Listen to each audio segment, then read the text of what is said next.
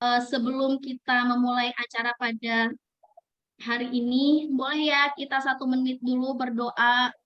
Kita sama-sama membacakan Al-Fatihah. Mudah-mudahan acara kita lancar, berkah. Perjalanan Bapak Ibu juga lancar, berkah, diberikan kesehatan. Untuk Amin, itu, amin. mari kita mulai dengan Al-Fatihah.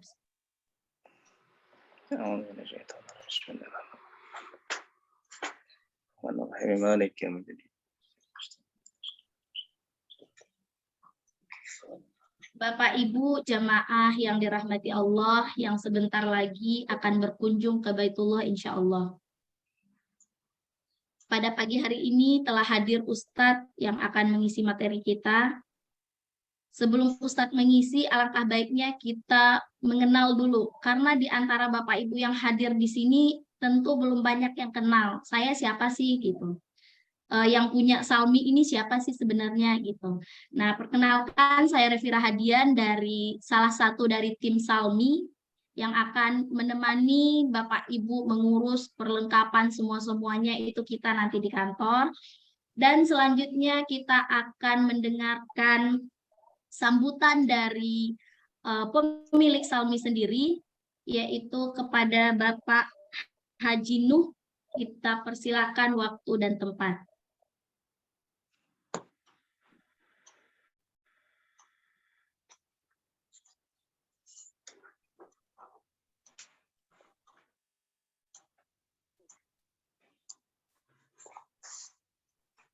Pak Haji, mic-nya belum nyala, Pak Haji.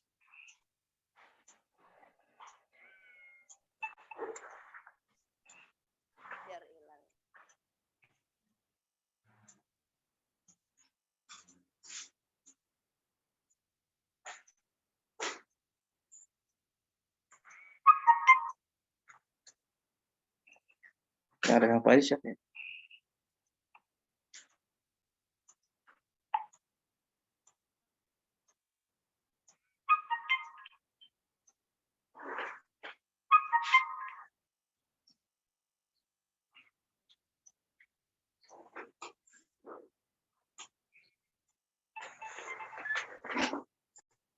Halo.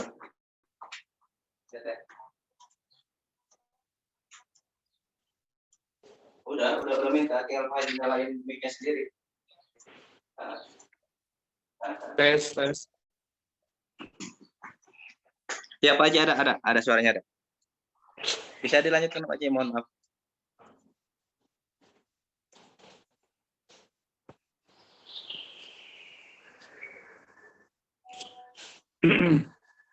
Masuk ya suaranya? Ada. Ada Pak Haji. Bismillahirrahmanirrahim. Assalamualaikum warahmatullahi wabarakatuh.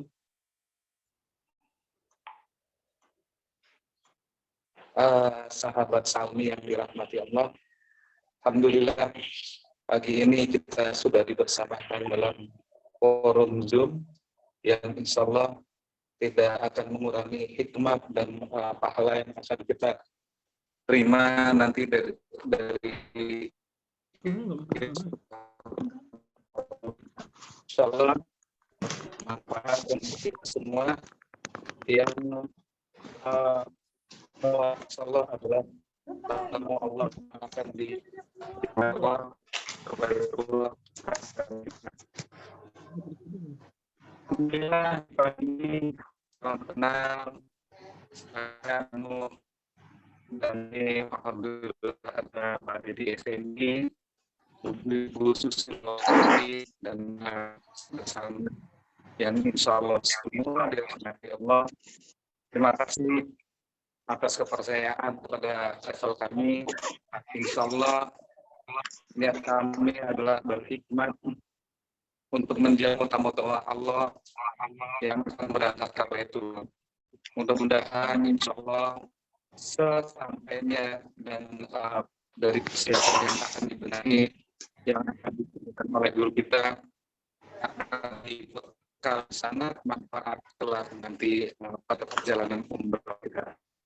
Amin. Sebelum kita sampaikan, insya Allah banyak materi-materi yang sangat membantu sekali untuk ibadah kita nanti. Yang saya tekankan adalah persiapan fisik dan persiapan ilmu dan materi. Insya Allah nanti guru kita yang akan menyampaikan. Mohon maaf apabila dalam segala urusan travel ini ada kekurangannya.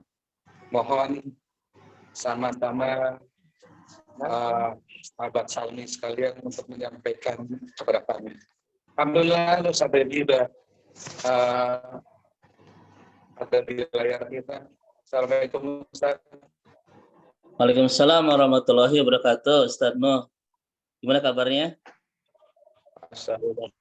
Alhamdulillah Ustaz. Mudah-mudahan Baik. senantiasa dalam sehat, berkah insya Allah. Amin, amin ya Rabbal Alamin. Begitu Alhamdulillah. juga mudah-mudahan Ustaz Dedi selalu sehat ya. Amin ya Rob, Kesibukan insya yang Allah. sangat padat sekali. Alhamdulillah. Alhamdulillah bisa menyempatkan. Mohon maaf nih saya nggak ikut ke Bandung nih. Mudah-mudahan lain waktu insya Allah Ustaz kita bisa silaturahim insya Allah. Insya Allah. Amin. Nggak ketemu di Indonesia, ketemu di Mekah, insya Allah ya. Insya Allah. Makasih, Ustaz. Jadi itulah yang saya sampaikan. Alhamdulillah kita udah sampaikan materinya. Mudah-mudahan bakal yang beliau sampaikan kepada kita semua, termasuk Al-Fakir, sangat bermanfaat sekali insya Allah. Dan kegiatan ini insya Allah mungkin akan rutin ya, Ustaz ya. Mudah-mudahan ada waktu untuk kami.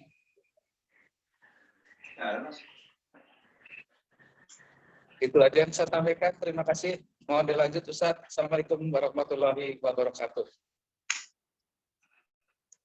Waalaikumsalam. Waalaikumsalam warahmatullahi wabarakatuh. Terima kasih Pak Haji Nuh atas sambutannya kepada kita semua. Nah, Bapak Ibu yang belum saya ingatkan kembali, yang belum on video, kalau bisa on video, kecuali darurat boleh di on video ya, karena salah satu adab kita menuntut ilmu itu kita on video. Ustadznya udah on video, jadi kita harus on video biar ilmu yang disampaikan Ustadz makin berkah untuk kita semuanya insya Allah. Amin. Kalau yang nggak bisa on video tidak apa-apa, Bapak Ibu tetap bisa mendengarkannya. Selanjutnya untuk acara persiapan menyiapkan diri. Jadi tema kita menyiapkan diri untuk hadir ke Baitullah. Pada kesempatan pagi hari ini telah hadir Ustadz kita, Ustadz Dedi Heriadi LC. Untuk itu kepada Ustadz waktu dan tempat kita persilahkan. Assalamualaikum Ustadz.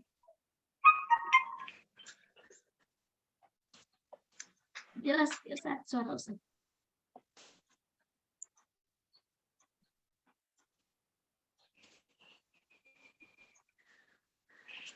Mic-nya ya?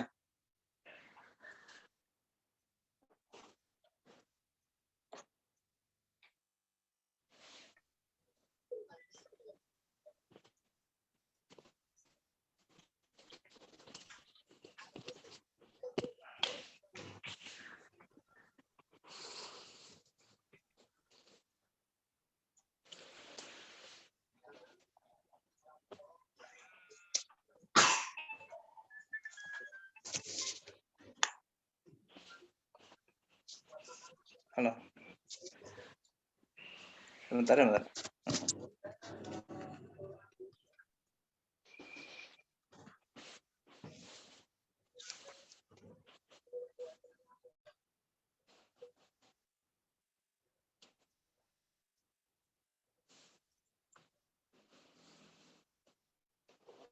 Udah ada Ustadz.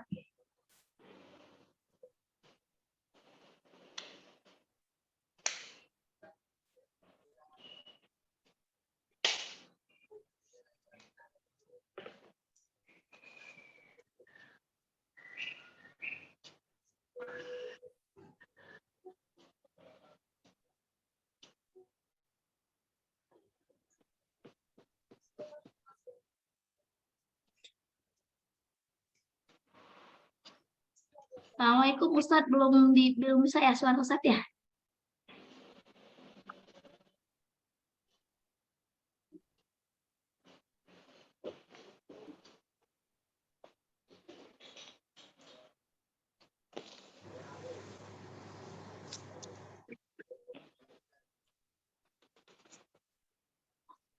Ustadz.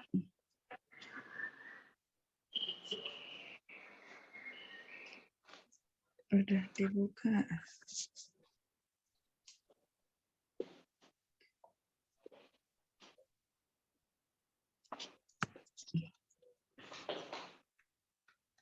Assalamualaikum Ustaz. Oke, baik. Assalamualaikum. Waalaikumsalam. Ya, ini belum bisa dibuka tadi mic-nya ya, mohon maaf. Baik, Revi langsung dimulai. Langsung Ya, aja, Ustaz, Tat. silahkan Ustaz. Baik. A'udzubillahi minasyaitonirrajim. Bismillahirrahmanirrahim. Assalamualaikum warahmatullahi wabarakatuh. Waalaikumsalam warahmatullahi wabarakatuh. Alhamdulillahirabbil alamin. Alhamdulillahilladzi bi ni'matihi tatimmus shalihat. Wa asyhadu an la ilaha illallah wahdahu la syarikalah. Wa asyhadu anna Muhammadan abduhu wa rasuluh al-mab'utsu rahmatan lil alamin. Allahumma salli wa sallim wa barik ala Muhammadin wa ala alihi wa sahbihi ajma'in. Allahumma ja'alna umratan maqbulan wa dhanban maghfuran wa sa'yan mashkuran wa tijaratan lan tabur innaka rabbuna ala kulli syai'in qadir. Allahumma aftah lana qulubana wa alhimna rusdana wahdina ila siratikal mustaqim. Bapak Ibu jamaah Salmi yang semoga Allah rahmati dan Allah berkahi, wabil khusus Ustaduna Al-Kiram, Ustadz Nuh, mudah-mudahan senantiasa dalam kesehatan, kebaikan, keberkahan. Ya. Juga seluruh pengurus di Salmi Group, mudah-mudahan senantiasa dalam kesehatan, kebaikan, puji syukur hanya milik Rabb kita Allah Subhanahu wa taala yang senantiasa selalu dan terus-menerus menghunjam indahkan di kedalaman hati kita nikmatnya iman, lezatnya hidayah, dan menakjubkannya hidup di jalan-jalan kebaikan, sehingga kita terus bisa mengubah setiap nikmat dan anugerah yang tercurah, bahkan terus menderas tiada henti di kehidupan kita menjadi bulir-bulir ketaatan terbaik dan terindah kita kepadanya.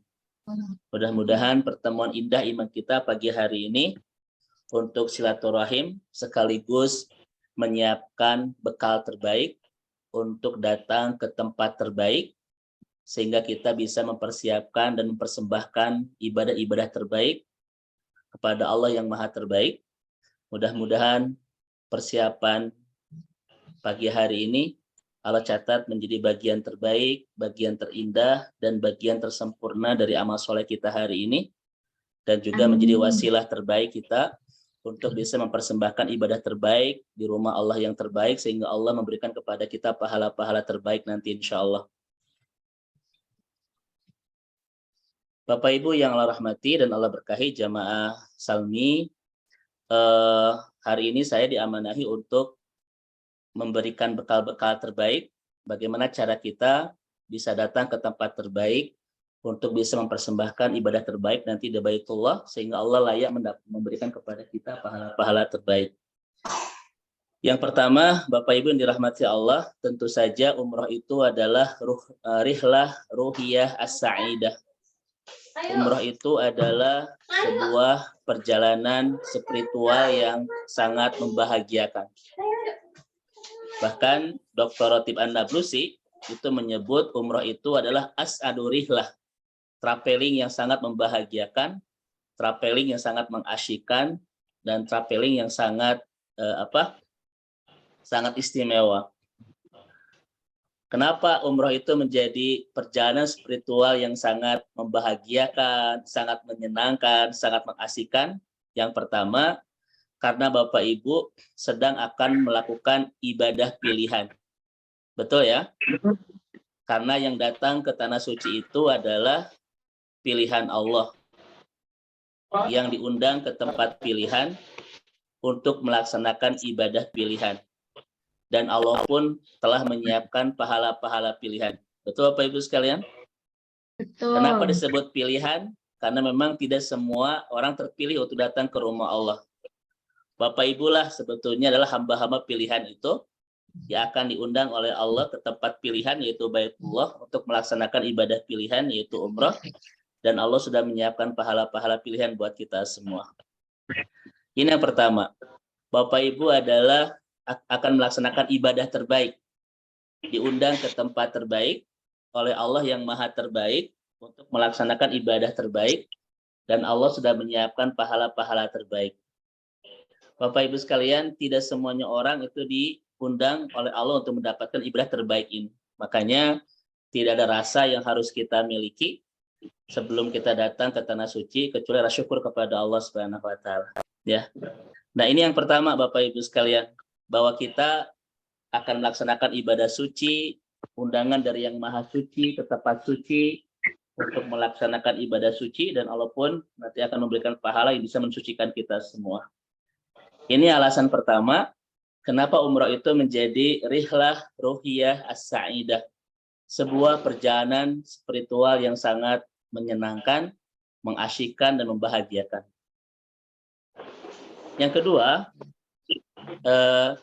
kenapa umrah itu menjadi rihlah ruhiyah as-sa'idah, sebuah perjalanan traveling yang begitu membahagiakan, menyenangkan, dan mengasyikkan. Karena yang kedua, Bapak Ibu sekalian, Bapak Ibu akan datang ke ahabul bilad fi qalbi Rasulillah sallallahu alaihi wasallam. Karena Bapak Ibu akan datang ke dua tempat yang sangat dicintai oleh baginda mulia Rasulullah sallallahu alaihi wasallam.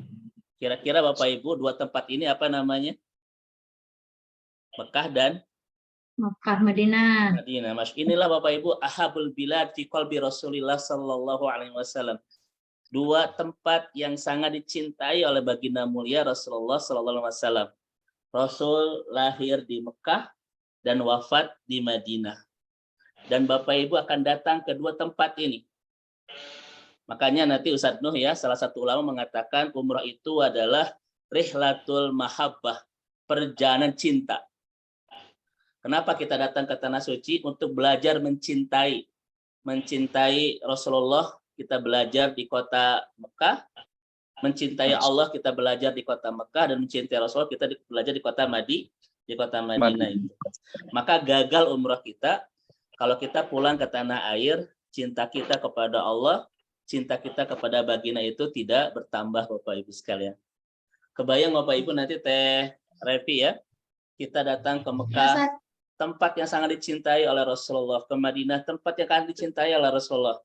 Dan di dua tempat ini Bapak Ibu, muhbitul wahyi, diturunkannya wahyu, yaitu Al-Quran. Masya Allah itu. Kita akan datang ke dua tempat di mana diturunkannya pedoman hidup yang akan membawa kita ke puncak-puncak kebahagiaan dunia akhirat, yaitu Al-Quran. Bapak Ibu, Al-Quran tidak ada yang turun di Cengkareng, ya, di Tangerang, di Karawang, tidak ada, di Bogor, di Bandung, nggak ada. Al-Quran sebenarnya turun di Mekah dan di Madinah. Dan Bapak Ibu akan datang ke tempat ini. So, kira-kira perasaannya bagaimana Bapak Ibu? Makanya nanti selama kita di tanah suci tidak ada aktivitas yang paling baik diantaranya kecuali Bapak Ibu makin akrab, makin mesra, makin romantis bersama Al-Quran. Mungkin nanti Ustadz Nuh akan menyediakan hadiah, misalnya siapa Bapak Ibu yang selama di tanah suci umrah itu menghatamkan Al-Quran 2 kali, 3 kali. Nanti Ustadz siapin yang terbaik ya. Siap, insyaallah. Kenapa Bapak Ibu? Karena tidak ada tempat untuk bisa membuat kita lebih akrab bersama Al-Quran kecuali di tempat di mana turunnya Al-Quran. Nanti aktivitas Bapak Ibu selama di tanah suci bukan kamar Masjid bin Daud, kamar Masjid bin Daud ya. Bin Daud itu mall nanti yang paling besar di kota Mekah Madinah itu. Nanti Bapak Ibu banyak tawaf di sana, saya yakin itu. Ya Ustadz Nuh ya. Ditambah selfie ya Ustaz. Nah, itu sama selfie itu. Kita harus Insya Allah jamaah salmi enggak Ustadz? Insya Allah, saya percaya insya Allah. Bapak Ibu sekalian yang dirahmati Allah Subhanahu wa taala, kita akan makin dekat dengan Allah, makin dekat dengan Rasul, makin dekat dengan Al-Quran. Itulah keajaiban Mekah Madinah dua tempat yang paling dicintai oleh baginda mulia Rasulullah Sallallahu Alaihi Wasallam. Masya Allah. Kemudian yang ketiga, ini sebagai mukadimah dulu. Kenapa umroh itu disebut dengan rihlah ruhiyah as-sa'idah? Sebuah perjalanan spiritual yang sangat menyenangkan, mengasyikkan, membahagiakan. Karena Bapak Ibu akan datang ke dua masjid yang sangat diagungkan oleh Rasulullah Sallallahu Alaihi Wasallam. Apa kata Nabi Bapak Ibu sekalian? La tushaddu rihal illa ila thalathati masajid.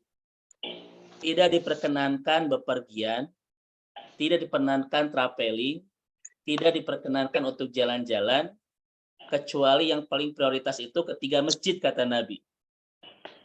Kira-kira Bapak Ibu masjid apa saja?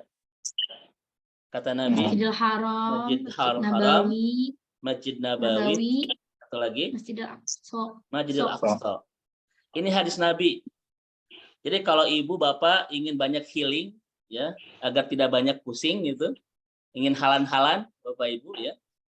Ternyata kata Nabi itu yang paling tepat, yang paling prioritas, yang paling utama adalah tiga masjid ini. Ya. Bukan Masjid Al-Jabar Satno yang lagi dibuka sama Ridwan Kamil ya. lagi viral itu ya. Lagi in ya, lagi viral. Lagi viral itu. Tapi saya belum pernah ke sana Ustaz. Oh, astagfirullah. Padahal dekat ya. Iya, masih belum. Insya Allah nanti kalau sudah ada waktu, insya Allah. Insya Allah nggak perlu ke sana, tapi yang penting Mekah Madinah selalu di hati. Nah, itu Ustaz. Dan itu adalah hadis Rasulullah. Jadi di antara banyak tempat yang indah, kata Nabi, yang harus pertama kita jelajahi, kita travelingi, kita wisatai itu ya, yaitu tiga masjid. Masjidil Haram, Masjidil Nabawi, dan Masjidil Aqsa. Ini programnya sekarang itu ke tiga masjid atau kedua masjid? Nih, insya Allah Dua nanti masjid, Ustaz. mudah-mudahan Ustadz siap untuk Oktober. Masya Allah. Masya Allah, insya Allah Ustaz Boy ya. Masya Allah. Jadi Bapak Ibu sekalian, ini di samping kita jalan-jalan ke tiga masjid ini, kita pun mendapatkan pahala. Kenapa? Karena ini adalah perintah Rasulullah untuk jalan-jalan ke tiga masjid ini. Bahkan Bapak Ibu, apa kata Nabi tentang tiga masjid ini? As-salatu fi masjidi hadza, hadis Muslim ya, as-salatu fi masjidi hadza alfu fi ma siwahu ilal masjidil haram, kata Nabi itu. Kata Nabi SAW, Bapak Ibu sekalian, salat di masjidku ini keutamaannya 1000 dibandingkan dengan masjid yang lain kecuali Masjidil Haram. Bayangkan oleh Bapak Ibu sekalian, kita sholat di Masjid Nabawi sekali saja, kata Nabi, hadis Muslim, keutamanya 1000 dibandingkan dengan Masjid Al-Jabar yang ada di Bandung, Istiqlal, Jakarta, kecuali Masjidil Haram. Dan kata Nabi dalam hadis Bukhari, kalau Bapak Ibu sholat di Masjidil Haram, keutamaannya 100.000. Kebayang nggak Bapak Ibu? Saya tanya kepada Bapak, kenapa kita harus bahagia dengan hadis ini? Kalau Bapak Ibu ingin sholat di masjid yang ada di Indonesia, di Istiqlal dan lain sebagainya, ingin mendapatkan keutamaan 100.000, itu harus sholat 5 waktu, tidak pernah terputus selama 68 tahun, kata Dr. Kordowi. Saya ulang Bapak Ibu ya. Masjid yang paling terkenal di Indonesia yang mana Bapak? Istiqlal lah ya. Kalau Bapak Ibu ingin sholat Istiqlal, ingin mendapatkan 100.000 keutamaannya, maka Bapak Ibu harus sholat 5 waktu, tidak pernah terputus, ya, selama 68 tahun, Ustaz Nur. Itu kata Sukordowi. Nanti Bapak Ibu di Masjidil Haram, sekali saja kita sudah mendapatkan al-fumi'ah, kata Nabi, 100.000. Jadi kira-kira Bapak Ibu, kita bahagia nggak ketika kita datang ke Tanah Suci? Masya Allah. Makanya wajar kan pas pulang dari Tanah Suci itu ke Tanah Air tidak sholat lagi. Gitu. Bapak Ibu kenapa tidak sholat lagi? Kan sudah dirapel. Stoknya sudah banyak gitu ya. Artinya bukan begitu Bapak Ibu. Artinya ini keutamaan. Bukan saya loh yang bilang. Bukan Ustaz Nuh yang bilang. Tapi Nabi yang bilang. tentang kehebatan sholat di Nabawi, tentang keindahan sholat di Masjidil Haram. 100.000 keutamaannya, Masya Allah. Ya, maka Bapak Ibu demi Allah, tidak ada hati orang yang di dalamnya ada keimanan kecuali merindukan datang ke rumah Allah itu. Betul Bapak Ibu ya? Masya Allah. Di sana Allah menyiapkan banyak keutamaan.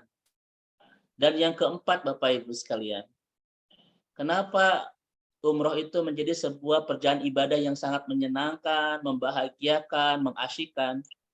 Karena Bapak Ibu datang ke tanah suci, kata Nabi, wabdullah, bukan sekedar traveling, bukan sekedar jalan-jalan, bukan sekedar wisata, tetapi undangan Allah, kata Nabi.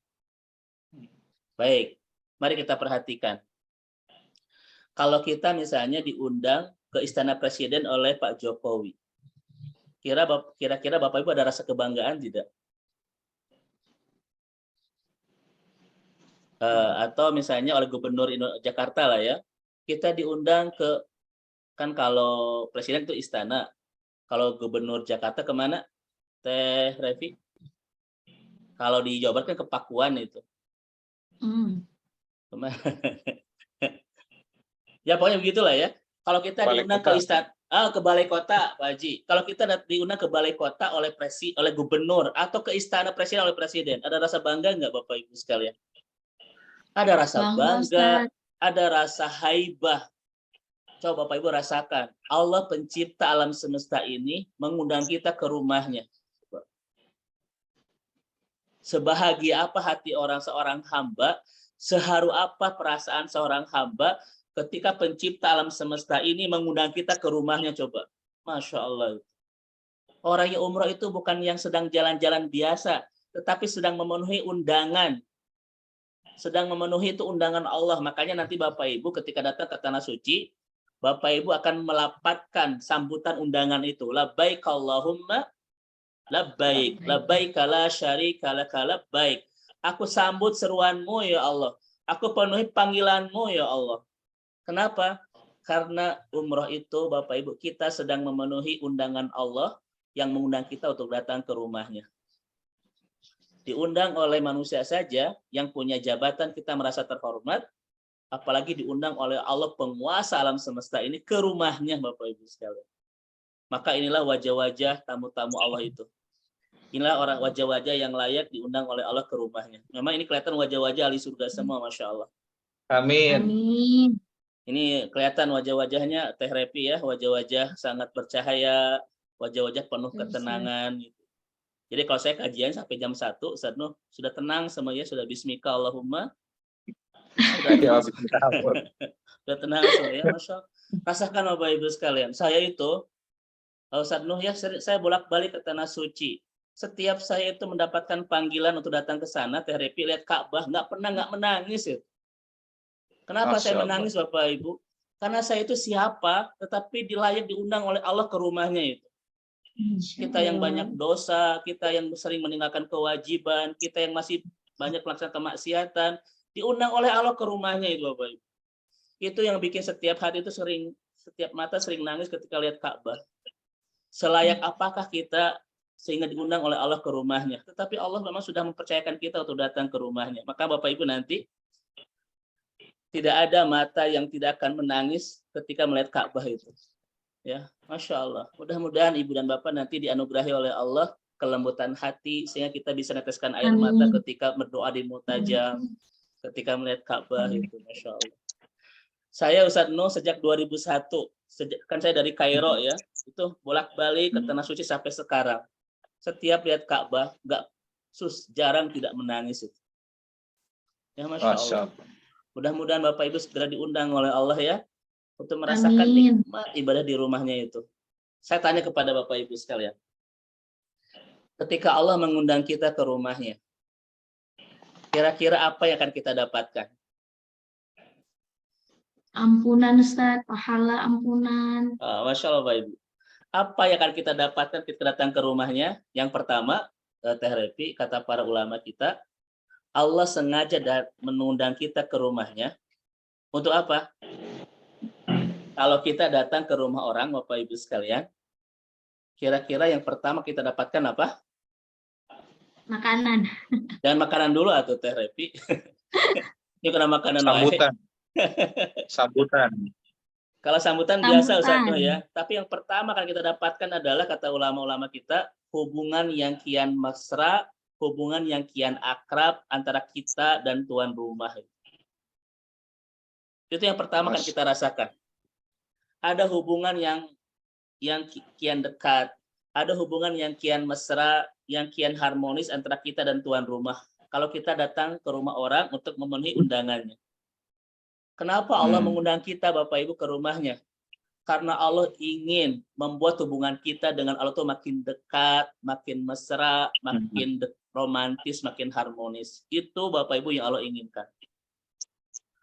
Coba pertanyaan saya kepada Bapak Ibu. Siapa di antara kita yang tidak ingin hubungannya dengan Allah itu makin dekat, makin harmonis? Ada enggak? Enggak ada, semua pengen dekat kan? Semua pengen harmonis, semua pengen mesra. Tetapi dari semua orang yang ingin itu, Bapak Ibu lah yang dipilih oleh Allah itu. Jadi Bapak Ibu, kenapa Allah undang kita ke rumahnya? Karena Allah ingin makin dekat dengan kita. Karena Allah ingin makin mesra dengan kita, makin harmonis dengan kita. Tidak ada sebuah kebahagiaan bagi orang beriman kecuali ketika dia hubungan dengan Tuhannya makin dekat, makin akrab. Itulah Bapak Ibu yang sedang direncanakan oleh Allah untuk datang ke rumahnya itu. Ya, mudah-mudahan Ustaz Nuh, ya, ketika kita datang ke rumah Allah, kemudian kita pulang ke tanah suci kembali, ke tanah air kembali, betul-betul kita menjadi orang-orang yang makin dekat hubungannya dengan Allah. Karena ulama-ulama kita mengatakan al-umratu rihlatul hijrah. Umrah itu perjalanan hijrah. Perjalanan yang membuat kita makin dekat dengan Allah, makin mesra bersama Allah, makin bahagia dengan Allah, makin nikmat ibadah kepada Allah, makin lezat jatuh cinta kepada Allah. Maka mudah-mudahan Bapak Ibu, pas kita nanti datang ke tanah suci, itu adalah momentum terbaik kita untuk makin bahagia hidup bersama Allah, makin nikmat mencintai Allah, dan makin lezat ibadah kepada Allah Subhanahu wa Ta'ala. Ya. Ini Bapak Ibu, keistimewaan yang pertama ketika kita diundang oleh Allah ke rumahnya. Yang kedua, ternyata kata Nabi dalam hadis riwayat Imam Bukhari, siapa yang datang ke rumah Allah akan dijamu oleh Allah dengan 3 jamuan. Dan 3 jamuan ini tidak Allah berikan kecuali hanya kepada tamunya saja. Coba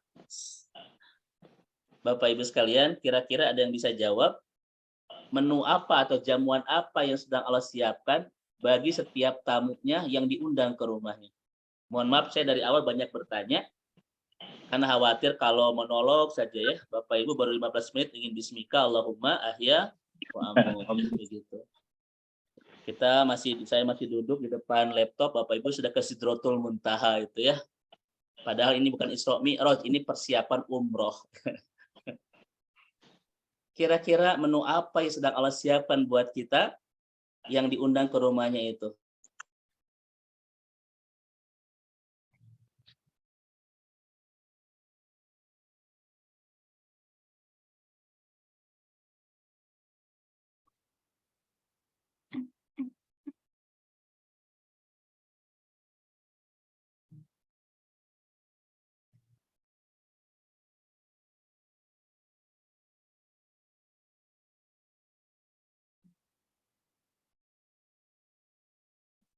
Kang, suara Ustadznya hilang. Ustadz kan. Kata itu yang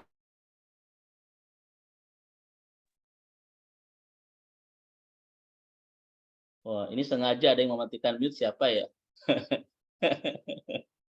Baik, sampai mana tadi Bapak Ibu? Isra Mi'raj. Oh, sampai Isra Mi'raj. Ini bahasan umroh atau Isra Mi'raj, Bu? Kok Isra Mi'raj? Baik. Bapak Ibu yang Allah rahmati dan Allah berkahi, ada 3 menu spesial, 3 hidangan istimewa, 3 jamuan yang begitu luar biasa yang Allah siapkan khusus bagi tamunya, yang tidak pernah Allah beri ke sembarang orang selain tamunya loh. Makanya kita bahagia ibu dan bapak datang ke rumahnya itu, di samping kita diundang, di samping kita akan makin dekat, makin akrab, makin mesra dengan Allah, di samping kita akan mendapatkan pahala ketika sholat di Masjidil Haram sekian ratus lipat. Bapak Ibu sudah disiapkan menu spesial 3 langsung oleh Allah Subhanahu wa taala. Ini hadisnya riwayat Imam Bukhari. Yang pertama apa Teh Repi? In istaghfaruhu ghafara lahum. Bapak Ibu minta ampun atas dosa apa saja di rumahnya, Allah akan maafkan itu. Ini yang pertama Bapak Ibu sekalian. Allah akan maafkan itu. Coba saya tanya kepada Bapak Ibu, di usia kita yang sudah mulai menua, di fisik yang sudah mulai melemah, di penyakit yang sudah mulai banyak terasa, di kesehatan sudah mulai menurun, di kecantikan yang sudah mulai apa Bu? membutut ya. Di dosa yang masih banyak, di amal soleh yang masih sedikit, apa yang paling kita pinta sama Allah coba? Ampunan, betul kan? Di hidup yang sudah, di jatah hidup yang sudah mulai berkurang, apa yang paling kita minta sama Allah? Ampunan. Apa kata Allah? Siapapun yang datang yang ke rumahku dan dia minta maaf, aku ampuni. Sebahagia apa hati Bapak Ibu orang-orang yang mendapatkan ampunan dari Allah Subhanahu wa taala itu. Ya, Masya Allah. Makanya Ibu dan Bapak ya setiap kita datang ke rumah, dan Rasul mengatakan al-umratu ilal umrati kaffarah. Ini kata Nabi. Al-umratu ilal umrati kaffarah. Satu umrah dengan umrah berikutnya penghabis semua dosa itu. Coba saya tanya kepada ibu bapak sekalian, mohon dijawab. Kenapa ampunan menjadi hal yang paling indah di kehidupan kita? Sampai-sampai Allah berikan di rumahnya khusus bagi tamunya. Saya jawab Bapak Ibu sekalian, apa yang menghalangi kita untuk mendapatkan surga? Dosa, Ustaz. Dosa, betul? Satu-satunya yang menghalangi kita untuk mendapatkan surga adalah dosa. Kemudian Allah berikan ampunan. Maka Allah hilangkan penghalang itu. Jadi ketika kita sudah diampuni, tidak ada penghalang antara kita dan surga, Bapak Ibu. Jadi umroh itu seni menyambungkan kita dengan surga. Bapak Ibu. Betul kata Teh Repi. Tidak ada yang menghalangi kita untuk mendapatkan surga kecuali dosa. Dan di rumahnya, Allah bersihkan semua dosa-dosa itu. Setelah Bapak Ibu bersih dari dosa, tersambung nggak ke surga? Tersambung kan? Karena Allah sudah menghilangkan penghalang kita dengan surga bernama dosa. Dan itu akan Bapak Ibu dapatkan ketika umroh. Maka saya katakan Bapak Ibu, ini bukunya. Syekh Dr. Rogi Ashorjeni. Umroh adalah seni menyambungkan diri kita dengan surga itu. Karena umroh itu membersihkan penghalang antara kita dan surga bernama dosa. Dan Allah sudah katakan, in istaghfaruhu ghafara lahum. Siapa yang datang ke rumahku kemudian minta maaf, aku ampuni semua dosa-dosa. Makanya Bapak dan Ibu, apa kata Ibnu Rajab Al-Hambali, orang yang datang dari tanah suci ke tanah air. Kerok aja Naila. Baik, tolong di-mute, dibantu di-mute Repi. Oh, ini aja dulu kakak dulu. Di kamar di sini. Gimana maunya di kamar depan? Apa ya Alkamam? Yang lain di-mute dulu Teh. Mama nggak ada. Kang, ya Ustaz. Mama. Mama.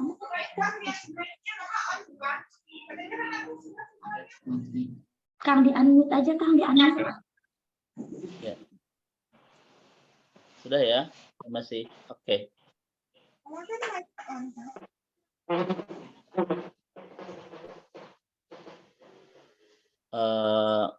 Bapak ini ada tulisan Bapak Oppo karena itu merek HP.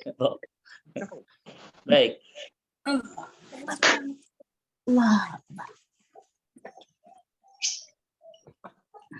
Baik, sampai mana tadi ya?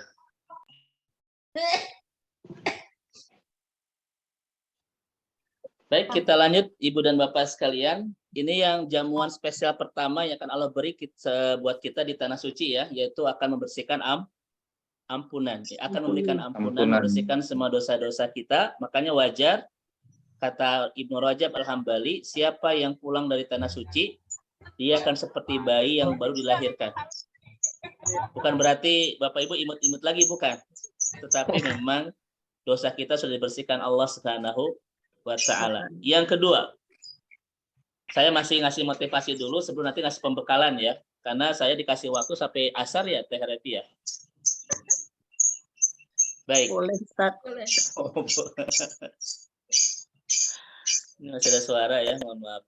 Mohon izin. Ibu Basnita mungkin bisa di-mute ya, Bu ya. Oke, baik. Jazakillah, Bu. Baik. Yang kedua,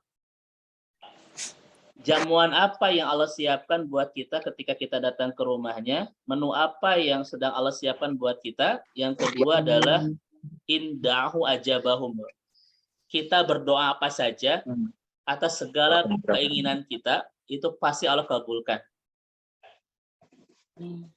Dan Ustadz Nuh, wallahi saya menjadi saksi sejak 2001 sampai sekarang betapa banyak orang yang meminta di rumah Allah dan ketika pulang satu persatu Allah kabulkan doa-doa itu. Masya Allah. Mungkin Ustadz juga sering melihat ya Ustadz ya, sering menyaksikan bagaimana cara Allah Subhanahu wa Ta'ala itu betul-betul mengabulkan doa hamba-hambanya yang datang ke rumahnya itu. Betul, Ustaz. Bapak Ibu, kemarin saya bawa 2019 berangkat haji, 2022 juga berangkat bimbing haji. Yang menarik adalah 2019. Kita bawa pasangan, dua-duanya dokter. Sudah menikah 17 tahun, Bapak Ibu sekalian. Sudah menikah 17 tahun, dua-duanya dokter. Sebelum ke Mekah, kita sebelum ke Mekah kita ke Madinah dulu, Ustaz. Nah, di Madinah itu dua-duanya bercerita bahwa mereka itu sudah 5 tahun sudah tidak berharap lagi punya keturunan. Karena sudah 17 tahun mengusahakan ingin punya keturunan, tetapi Allah belum kunjung memberikan, Ustaz. Sudah 17 tahun, Bapak Ibu. Sampai 5 tahun terakhir mereka sudah pasrah saja. Kenapa tidak mau berharap? Takut sakit hati gitu. Kan biasanya sakit hati itu harapan yang tidak berwujud menjadi kenyataan kan. Makanya sakit hati, makanya mereka kecewa. Kemudian setelah 5 tahun tidak mau lagi berharap, takut sakit hati. Ngobrol di Madinah sama saya Bapak Ibu sekalian, saya bilang jangan pernah pasrah bersama Allah. Jangan pernah putus asa karena kita punya Allah yang mencipta berjuta kemungkinan itu. Maka ketika ke Mekah Bapak Ibu sekalian, saya suruh keduanya untuk banyak minta maaf sama Allah di depan Ka'bah, di Multajam. Kemudian setiap 2/3 malam, saya bawa keduanya diantar ke Multajam untuk berdoa. Untuk menghidupkan kembali harapan punya keturunan. Itu setiap di Mekah Bapak Ibu sekalian, saya bawa di 2/3 malam ke Multajam. Biar keduanya berdoa. Dan apa yang terjadi Bapak Ibu sekalian? Pulang dari Tanah Suci 2 bulan setelah itu istrinya hamil. Padahal selama 17 tahun itu sudah kesana kemari Bapak Ibu dengan dokter-dokter yang hebat ya, karena dua-duanya dokter, tetapi belum kunjung Allah berikan. Ini kemarin Bapak Ibu. Ya Masya Allah itu. Saya melihat satu persatu bagaimana hamba-hamba Allah yang datang ke rumahnya itu satu persatu dikabul doa-doanya. Bahkan kemarin ketika saya berangkat Agustus kemarin, Teh Revi berangkat bawa jamaah umroh. Sebelum naik pesawat dari Cengkareng ke Jeddah, si bapak ini bilang, Ustadz, doakan putri saya itu dapat jodoh. Karena lulusan ITB, sudah usia 27 tahun, sudah bekerja, tapi belum punya jodoh. Ustadz, tolong nanti doainnya di Tanah Suci dapat jodoh. Apa yang terjadi Ustadz Nuh? Pulang dari umroh, 2 minggu setelah itu saya dapat surat untuk khutbah nikah. Masya Allah. Doain sekaligus rezeki ya, Ustaz. Bukan dapat jodoh lagi, Pak ya. Itu Bu, kita langsung dikabul itu Bu. Ternyata jodohnya itu yang satu rombongan gitu. Aduh, Masya Masya Allah. Allah. Kira-kira Bapak Ibu yang akan berangkat ini ada yang minta doa yang sama tidak? Coba saya lihat wajahnya ya. Banyak Ustaz. Ada ya. Aduh, Masya Allah. Satu-satu dikabul oleh Allah Subhanahu wa Ta'ala. Ya. Maka Ibu dan Bapak biasanya itu, makanya Bapak Ibu nanti selama di Tanah Suci pertemukan waktu ijabah doa dengan tempat ijabah doa. Bapak Ibu datang ke Multajam sepertiga malam. Multajam tempat ijabah doa, nggak mungkin ada yang tidak dijabah di tempat itu. Iltajama, yaltajim, iltijam. Ada keharusan Allah untuk mengabulkan doa seorang hamba ketika di Multajam. Multajam itu kan 2 meter sekian senti dari dari Hajar Aswad ke pintu Ka'bah. Bapak Ibu datang ke Multajam, tempat ijabah doa. Di sepertiga malam waktu ijabah doa. Sak pertemukan 2 tempat itu dengan waktu itu dan berdoa, Bapak Ibu. Maka tidak ada yang tidak akan Allah kabulkan. Masya Allah itu. Makanya nanti Bapak Ibu kalau berangkat sama saya dengan seluruh pembimbing di Salmi ini, nanti jam 2, jam 1:30 dipaksa untuk datang ke Multajam. Kita tawaf sunnah, berdoa di Multajam. Nanti begitu. Ustadz tunduh, ngantuk. Nanti ngantuknya pas pulang ke Indonesia saja. Di sana banyakin ibadah Bapak Ibu sekalian. Sayang kan? Kita punya waktu ijabah doa, punya tempat ijabah doa, tapi kita tidak maksimalkan untuk berdoa. Saya tanya kepada Bapak Ibu, apakah Bapak Ibu sedang ada yang banyak diinginkan dari Allah? Banyak Ustaz. Nggak usah jawab. Ini wajah-wajah penuh keinginan ini, tahu. Nanti saya sampaikan ke Bapak Ibu di depan Multajam, ya, di depan Ka'bah. Maka demi Allah, satu persatu Allah kabulkan. Mudah-mudahan umroh Ibu Bapak nanti betul-betul umroh yang bisa mengijabah semua doa Bapak Ibu, yang bisa mengabulkan semua permintaan Bapak Ibu dan memenuhi semua yang kita inginkan dari Allah Subhanahu wa Ta'ala. Ya. Ini adalah jamuan yang ketiga dari Allah Subhanahu wa Ta'ala. Yang terakhir. Ada 3 kan? 1 ampunan, 2 doa, 3 Bapak Ibu sekalian. Insa'alahu a'tohum kata Nabi. Siapapun yang meminta apapun, Allah pasti beri. Jangan dilewatkan, jangan disia-siakan momentum spesial ini. Berdoa dikabul, meminta maaf diampuni, meminta dikasih. Maka mohon ketika Bapak Ibu nanti berangkat ke Tanah Suci, perbanyak 3 saja. Perbanyak zikir, perbanyak istighfar, perbanyak doa, bukan perbanyak selfie. Awas ya. Satu apa Bu? Perbanyak zikir.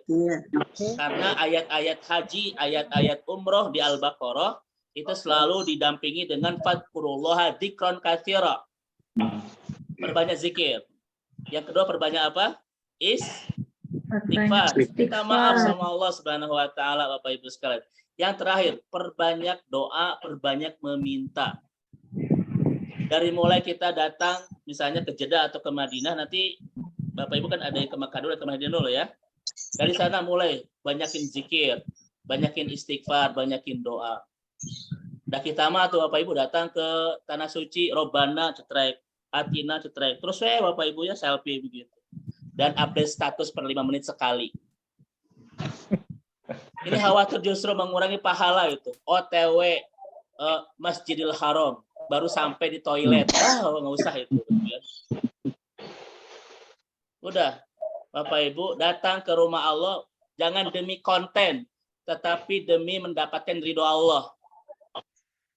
Karena kan banyak datang ke sana cuma ingin buat konten, gitu. Konten real dan Instagram. Ya, Robbana Atina Fidunya. Terus ya Bapak Ibu dipoto-foto gitu ya. Habis tawaf semuanya dipoto, Ustaz Jebot ikut kan begitu ya. Baik Ibu dan Bapak, ini adalah yang keempat. Kenapa kita harus bahagia dengan ibadah umroh ini? Yang terakhir Bapak Ibu sekalian. Kenapa umroh disebut dengan rihlah ruhiyah as-sa'idah? Sebuah perjalanan spiritual yang sangat membahagiakan. Karena yang kelima, Bapak Ibu sedang menyiapkan sebuah pahala besar. Karena Bapak Ibu sedang datang ke tempat terbaik, yang akan Allah ganjar dengan surga terbaik, yaitu Firdaus, hadis riwayat Imam Muslim. Maka yang datang ke rumah Allah saja bukan sekedar akan menjadi ahli surga, tetapi akan mendapatkan surga terbaik, yaitu Firdaus, karena Bapak Ibu sedang datang ke tempat terbaik dan akan melaksanakan ibadah terbaik, dan di sana ada banyak gudang-gudang keterbaikan buat kita. Inilah wajah-wajah calon penghuni surga Firdaus itu. Amin. Insyaallah ya. Amin. Ya Allah. Makanya nanti Bapak Ibu yang datang rombongan Salmi ini, bukan Bapak Ibu dipertemukan di Salmi, bukan sebuah kebetulan. Itu rencana terbaik Allah. Karena Allah itu tidak punya teori kebetulan, betul? Kenapa Bapak Ibu daftar umrohnya itu ke Salmi? Ini pilihan Allah yang terbaik. Bapak Ibu dipertemukan dengan jamaah yang lain bukan sebuah kebetulan, tetapi Allah punya rencana terbaik, ingin membersamakan Bapak Ibu sampai ke surga itu. Maka nanti Bapak Ibu selama di Tanah Suci, satu rombongan ini jangan sekedar kita ini adalah satu rombongan, tapi satu keluarga besar.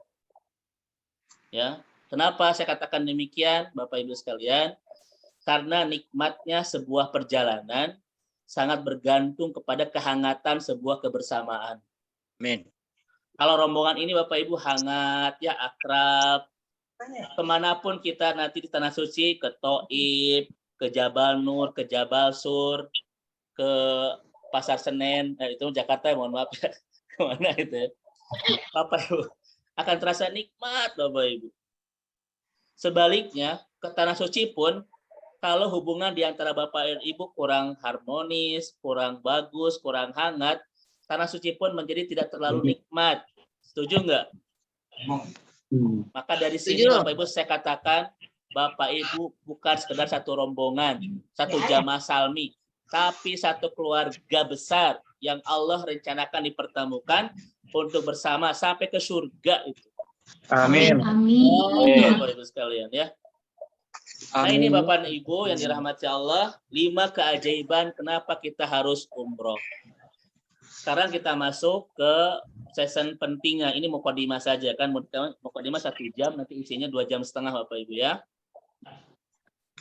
Baik. Ya Ustaz. Ada ibu-ibu sudah kehilangan senyum. Aduh, sudah sampai asar. Baik.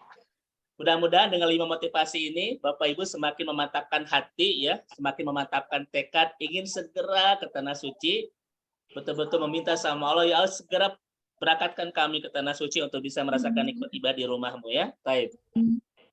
Sekarang kita masuk sesi terakhir Bapak Ibu, bekal apa yang harus kita miliki untuk bisa mempersembahkan amal-amal terbaik dan juga bisa mendapatkan pahala-pahala terbaik dari Allah. Siapa yang tidak baik perbekalannya, tidak akan indah perjalanannya, dan tidak akan bagus ibadahnya. Semua sangat bergantung kepada perbekalan yang kita siapkan. Saya ulang lagi teorinya Ibu Bapak ya. Siapa yang tidak bagus perbekalannya, maka tidak akan pernah indah perjalanannya, ya, dan tidak akan pernah baik hasilnya. Kira-kira Bapak Ibu mohon izin saya boleh menyampaikan 5 bekal agar kita bisa menyiapkan segalanya yang terbaik, agar kita pun bisa mendapatkan pahala terbaik dari Allah Subhanahu wa taala ya. Baik. Ya Allah. Baik, yang pertama Bapak Ibu, ini penting banget bekal yang harus kita siapkan sebelum kita berangkat ke Tanah Suci. Yang pertama Bapak Ibu sekalian, antakunal umrah khalisan lillah. Ini yang pertama. Bahwa niatkan ibadah umroh itu adalah khalisan lillah, semata-mata ingin mendapatkan ridho Allah Subhanahu wa taala. Ini dulu yang kuatkan Bapak Ibu. Makanya Ustadz Nuh ya, kalau kita lihat di dalam Al-Qur'an, bab haji, bab umroh itu pasti ada kata-kata lillah itu. Atimul hajja wal umrata lillah. Kemudian ayat yang lain, walillahi ala nasi hijjul baita man istata'a ilaihi sabila. Artinya apa Bapak Ibu? Kenapa kita harus kuatkan lillahnya? Karena Allahnya di haji ibadah ini. Karena kalau Bapak Ibu tidak kuat lillahnya, karena Allahnya, suka muncul niat-niat yang lain di ibadah ini. Karena ibadah ini prestisius Bapak Ibu. Betul kan? Ibadah ini ada orang yang nggak baik niatnya. Ingin menunjukkan bahwa kita ini sukses, kan? Ingin menunjukkan bahwa kita ini berhasil di depan di mata orang. Maka Bapak Ibu kuatkan lillahnya agar tidak linnas. Karena kalau Bapak Ibu tidak kuat lillah, nanti akan kuat linnasnya. Ibu Bapak kenapa umroh? Malu sama tetangga. Nanti jangan begitu. Saya sudah sukses tapi belum umroh. Bapak Ibu kenapa umroh? Ustadz pingin bikin konten di depan Ka'bah. Nah itu lillah kan. Kenapa? Innamal a'malu binniyat. Semahal apapun ibadah ini, kalau bukan karena Allah, tidak akan jadi pahala. Setuju Bapak Ibu ya? Maka sebelum berangkat, bekal terbaik bagi siapapun yang akan datang ke Tanah Suci adalah perkuat kholison lillah. Semata-mata ingin meraih ridho Allah Subhanahu wa Ta'ala. Mudah-mudahan dengan ibadah ini Allah memaafkan dosa-dosa kita, Allah mengabulkan dosa kita, Allah semakin sayang sama kita, semakin ridho dengan kita, dan semakin melayakkan kita untuk menjadi ahli surga. Bapak Ibu sekalian, kalaupun Bapak Ibu bolak-balik ke Tanah Suci, tolong jadikan perjalanan nanti perjalanan terbaik. Betul-betul berikan ibadah terbaik kepada Allah. Kenapa? Karena Bapak Ibu belum tentu Allah undang kembali loh lain waktu ke Tanah Suci. Betul tidak? Betul. Betul-betul bukan sekedar perjalanan tahunan, bukan sekedar seremonial, tetapi persembahkan segalanya yang terbaik. Andaikan umroh nanti, umroh terakhir kita ke Tanah Suci, jadikan umroh itu Bapak Ibu sekalian pemantas pelayak kita untuk bisa pulang ke surga. Amin. Ustadz, bagaimana caranya Ustadz? Kholison lillah. Betul-betul ketika umroh ini ingin mendapatkan rahmat Allah, ingin mendapatkan ridho Allah, ya. Bukan ingin mendapatkan pujian orang, Bapak Ibu sekalian. Makanya nanti jangan banyak bikin status OTW, OTW, OTW, nggak usah, Bapak Ibu. OTW toilet Masjidil Haram. Kenapa ke OTW pakai OTW, Bapak Ibu? Ayo betul-betul khalisan lillah. Betul-betul karena Allah Subhanahu wa Ta'ala. Innamal a'malu binniyat. Ini yang pertama. Kemudian Bapak Ibu, karena ibadah ini adalah betul-betul ingin meraih ridho Allah, betul ya? Ingin mendapatkan rahmat Allah, maka selama di Tanah Suci, jangan terus disibukkan dengan urusan dunia. Betul-betul sibuk dengan Allah. Jangan sampai Bapak Ibu di Tanah Suci masih ngebahas artis. Nggak usah itu ya. Di bis, kemana artis ini belum muncul di TV? Nggak usah Bapak Ibu sekalian. Ya. Jadi betul-betul sibuk bersama Allah, bukan sibuk bersama dunia, apalagi dunia artis. Nggak usah sekalian. Sayang banget kan di Tanah Suci ngobrolin artis-artis yang nggak perlu itu ya. Kenapa ya artis ini tuh tidak muncul terus di TV padahal bla bla usah. Bu tahu nggak kelanjutan Ikatan Cinta? Nggak usah, nanti kalau udah pulang saja. Itu kapan preman pensiun main lagi? Nggak usah. Ayo sibuk bersama Allah. Jangan bersama yang lain. Ya. Buat apa kita ke Tanah Suci tapi sibuk kita bersama makhluk Allah? Ayo bersama Allah Bapak Ibu. Setuju ya? Ini yang pertama. Yang kedua Bapak Ibu sekalian. Bekal apa yang terbaik untuk datang ke Tanah Suci? Di samping satu niatnya betul-betul karena Allah. Saya tanya dulu Bapak Ibu sekalian. Punten. Ada orang yang sholat di masjid yang sama. 2 orang nih Ustadz Nuh ya. Ada 2 orang sholat di masjid yang sama, di saf yang sama, di masjid yang sama, di waktu yang sama, dan sholat bersama-sama 2 orang ini. Pahalanya sama tidak? Beda. Keduanya, kata para ulama, boleh jadi pahalanya seperti timur dan barat. Walaupun di saf yang sama, di masjid yang sama, di waktu yang sama. Kenapa? Karena boleh jadi niat mereka yang berbeda. Yang pertama untuk Allah, yang kedua untuk selain Allah. Padahal mereka itu di saf yang sama. Bapak Ibu nanti berangkat bersama Salmi di waktu yang sama. jam terbang yang sama, di hotel yang sama, di pesawat yang sama, di Masjidil Haram yang sama, ibadahnya sama, pahalanya sama. Beda. Sama nggak pahalanya? Sama, insya Allah. Ini mah kelihatan wajah-wajah di surga, Ustadz. Insya Allah itu sama semua. Sama. Ini mah wajah-wajah Udah ikhlas. tegang semua, Ustaz. Dimakan dulu nih. Insya Allah Ustaz, ini mah sama semua. Kelihatan wajah-wajah penuh keikhlasan ya gitu. Artinya Bapak Ibu sekalian, niat yang tidak sama membuat pahala berbeda loh, walaupun kita beribadah bersama-sama. Saya ulang ya.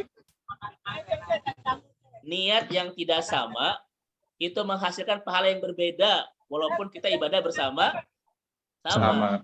Maka jaga niat Bapak Ibu karena Allah Subhanahu wa taala, dan saya percaya jamaah Salmi ini adalah orang-orang yang ketika ibadahnya kholisan lillah insyaallah. Ya. Jadi segera tidak sabar ingin segera membersamai Bapak dan Ibu ya di lain kesempatan. Yang kedua, Bapak Ibu sekalian, bekal apa yang terbaik yang harus kita bawa ke tanah suci? Bu, bukan pop mie ya, bukan sarundeng, bukan abon. Itu mah terserah Bapak Ibu ya. Tapi yang kedua yang terbaik apa? Antakunal umroh li haji Rasulillah sallallahu alaihi wasallam. Ini yang kedua. Maka orang yang berangkat umroh di samping harus niatnya ikhlas karena Allah, maka dia harus sesuai dengan petunjuk Rasulullah sallallahu alaihi wasallam. Betul? Ibadahnya harus betul-betul sesuai dengan sunnah Rasul. Huddu anni manasikakum. Ketika kita umroh haji, betul-betul harus memenuhi contoh Rasulullah sallallahu alaihi wasallam. Ustadz, mumpung di tanah suci, saya mau sholat subuh 8 rakaat, boleh nggak Bu? Nggak boleh walaupun di tanah suci. Karena saya punya cerita Ustadz Nuh. Tahun 2017, Teh Repi. Saya bawa jamaah pulang dari Jeddah ke Cengkareng. Bersama dengan jamaah dari Kalimantan. Di pesawat, mereka cerita, enak ya di tanah suci itu, segalanya bisa dibadalin, kata Bapak Ibu. Bapak Ibu tahu badal ya? Segalanya bisa dibadalin, katanya. Saya tanya, Bu, memang kenapa? Iya Pak, di tanah suci itu bisa badal umroh, bisa badal sholat, bisa badal haji, katanya gitu. Saya itu tertarik dengan badal sholat, Bu. Bu, maksudnya apa badal sholat? Iya Pak, kan dia bilang sama saya Bapak gitu ya. Iya Pak, katanya. Kalau kita ini malas sholat di tanah suci, kita bisa bayar ke ustadz, dan ustadznya sholat, nah gitu ya. Saya tanya, Bu, gimana ceritanya? Iya Ustadz, kan jamaah kami itu di Mispalah katanya, agak jauh dari haram. Setiap zuhur dan asar tuh kami tuh jarang ke masjid karena panas. Jadi si Ustadznya bilang begini, Bapak Ibu, siapa yang tidak akan sholat silakan bayar per orang 50 real. Nanti saya yang sholat, gitu. Saya berpikir Ustadz, jamaahnya itu 3 bis, 14 hari Ustadz. Seharinya 5 waktu, 1 waktu 50 real. Ustadznya banyak uang ini. Aduh. Bapak boleh nggak begitu nanti jamaah Salmi? Nggak boleh. Nggak boleh. Walaupun ustadznya nyuruh tetap nggak boleh. Karena ulama tidak ada yang sepakat ada badal sholat. Ya. Buat konten kalau bisa itu. Tapi itu betul loh Ustadz. Saya tuh kaget. Makanya butuh ilmu banget kan Ustadz ya.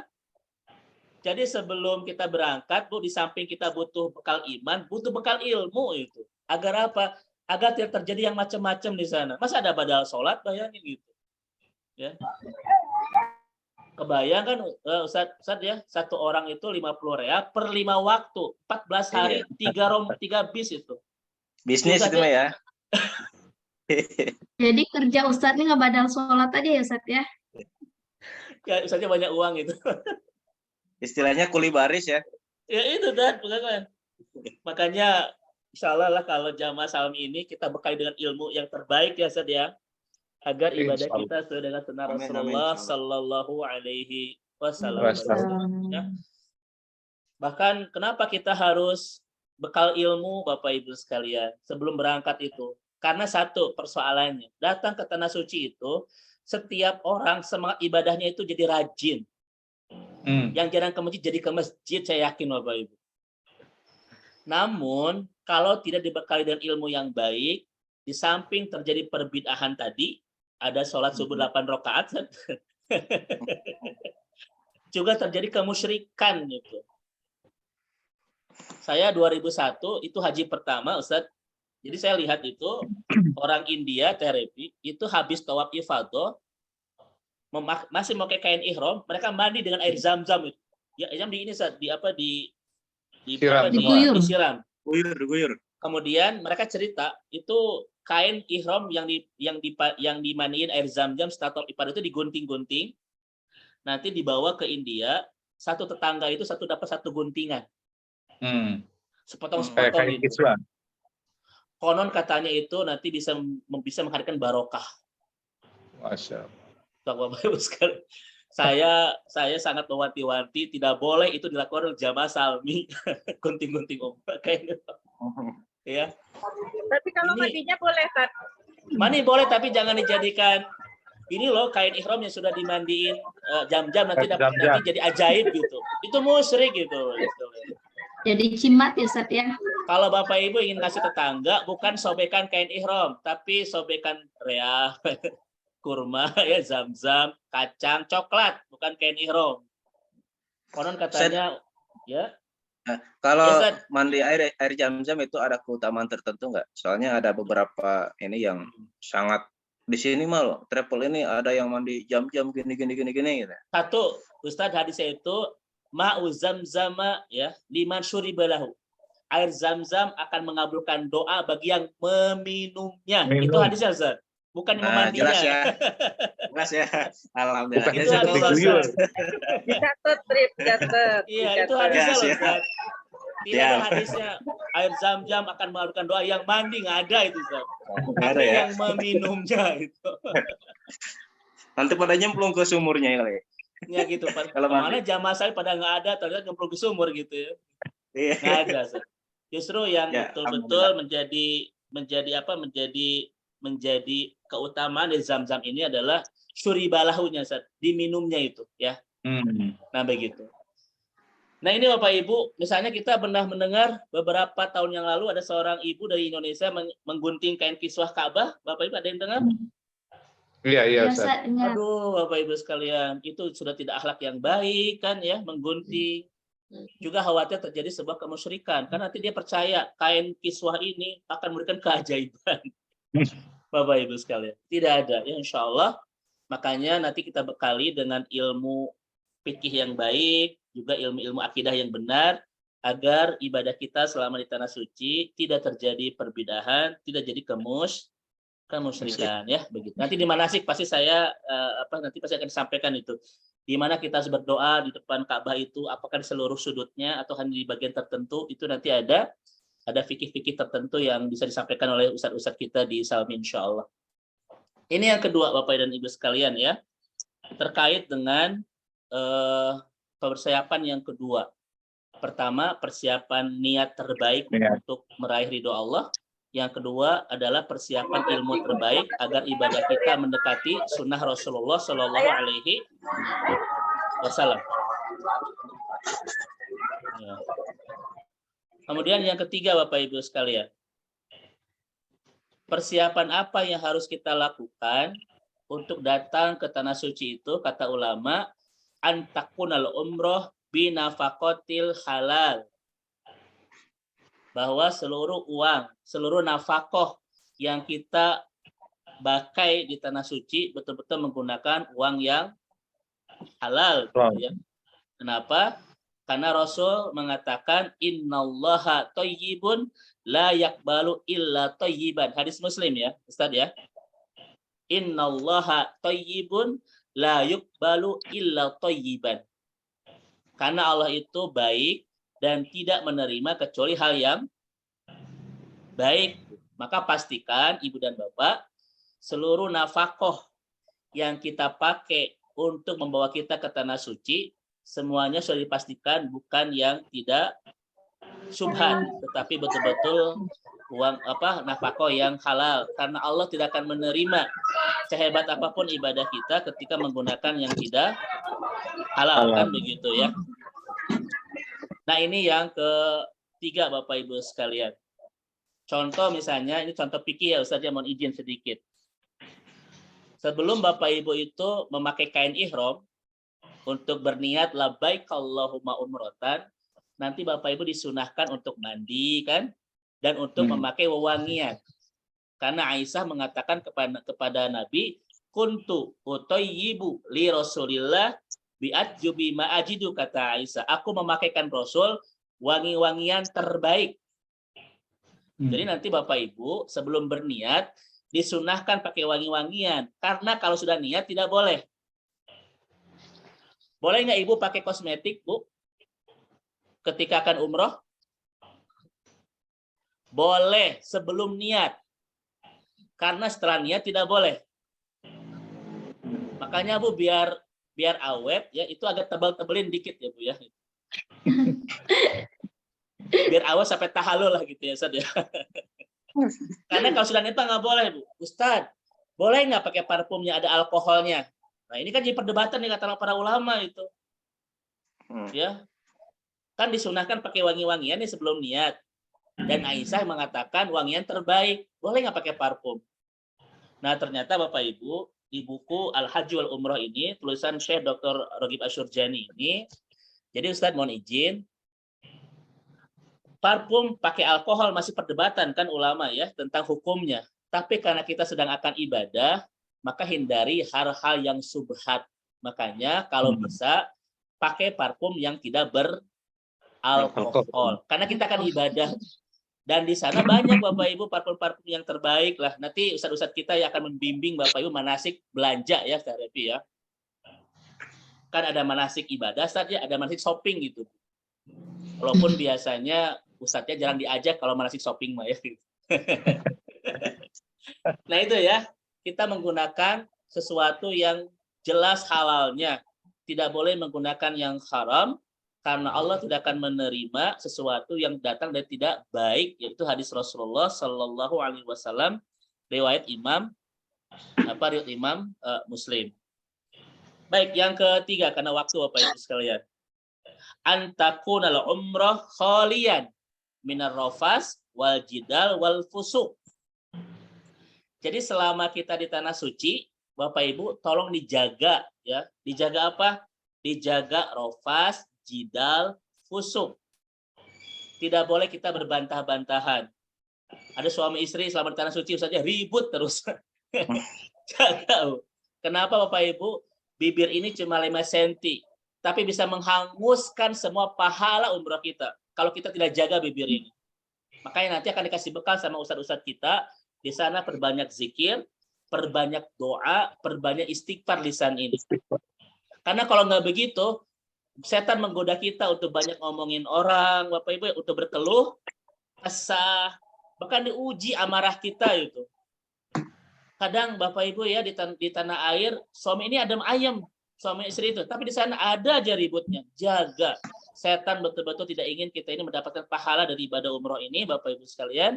Setan akan habis-habisan menggoda kita agar lisan kita itu Bapak Ibu tidak terjaga, hati kita tidak terjaga saja. Maka betul-betul antakunal umrah khalian minal jidal wal rafas wal fusok. Dijaga hati kita, dijaga lisan kita. Nanti Bapak Ibu akan membicarakan kenapa sih kamarnya tidak sesuai ekspektasi. Kenapa bisnya panas? Kenapa makanan itu tidak sesuai dengan selera? Kenapa ustadznya itu tidak ganteng? Nanti dibahas itu. Nanti hati-hati dalam kata-kata ini bisa menghanguskan semua pahala kita. Memang lisan ini cuma 5 cm, tetapi daya rusaknya bisa menghanguskan semua ibadah kita. Ustadz, gimana itu cegah rasa lisan? Perbanyak tilawah, perbanyak zikir, agar kita tidak mudah berkeluh kesah, tidak mudah marah-marah, tidak mudah ngomongin orang gitu ya. Dijaga itu.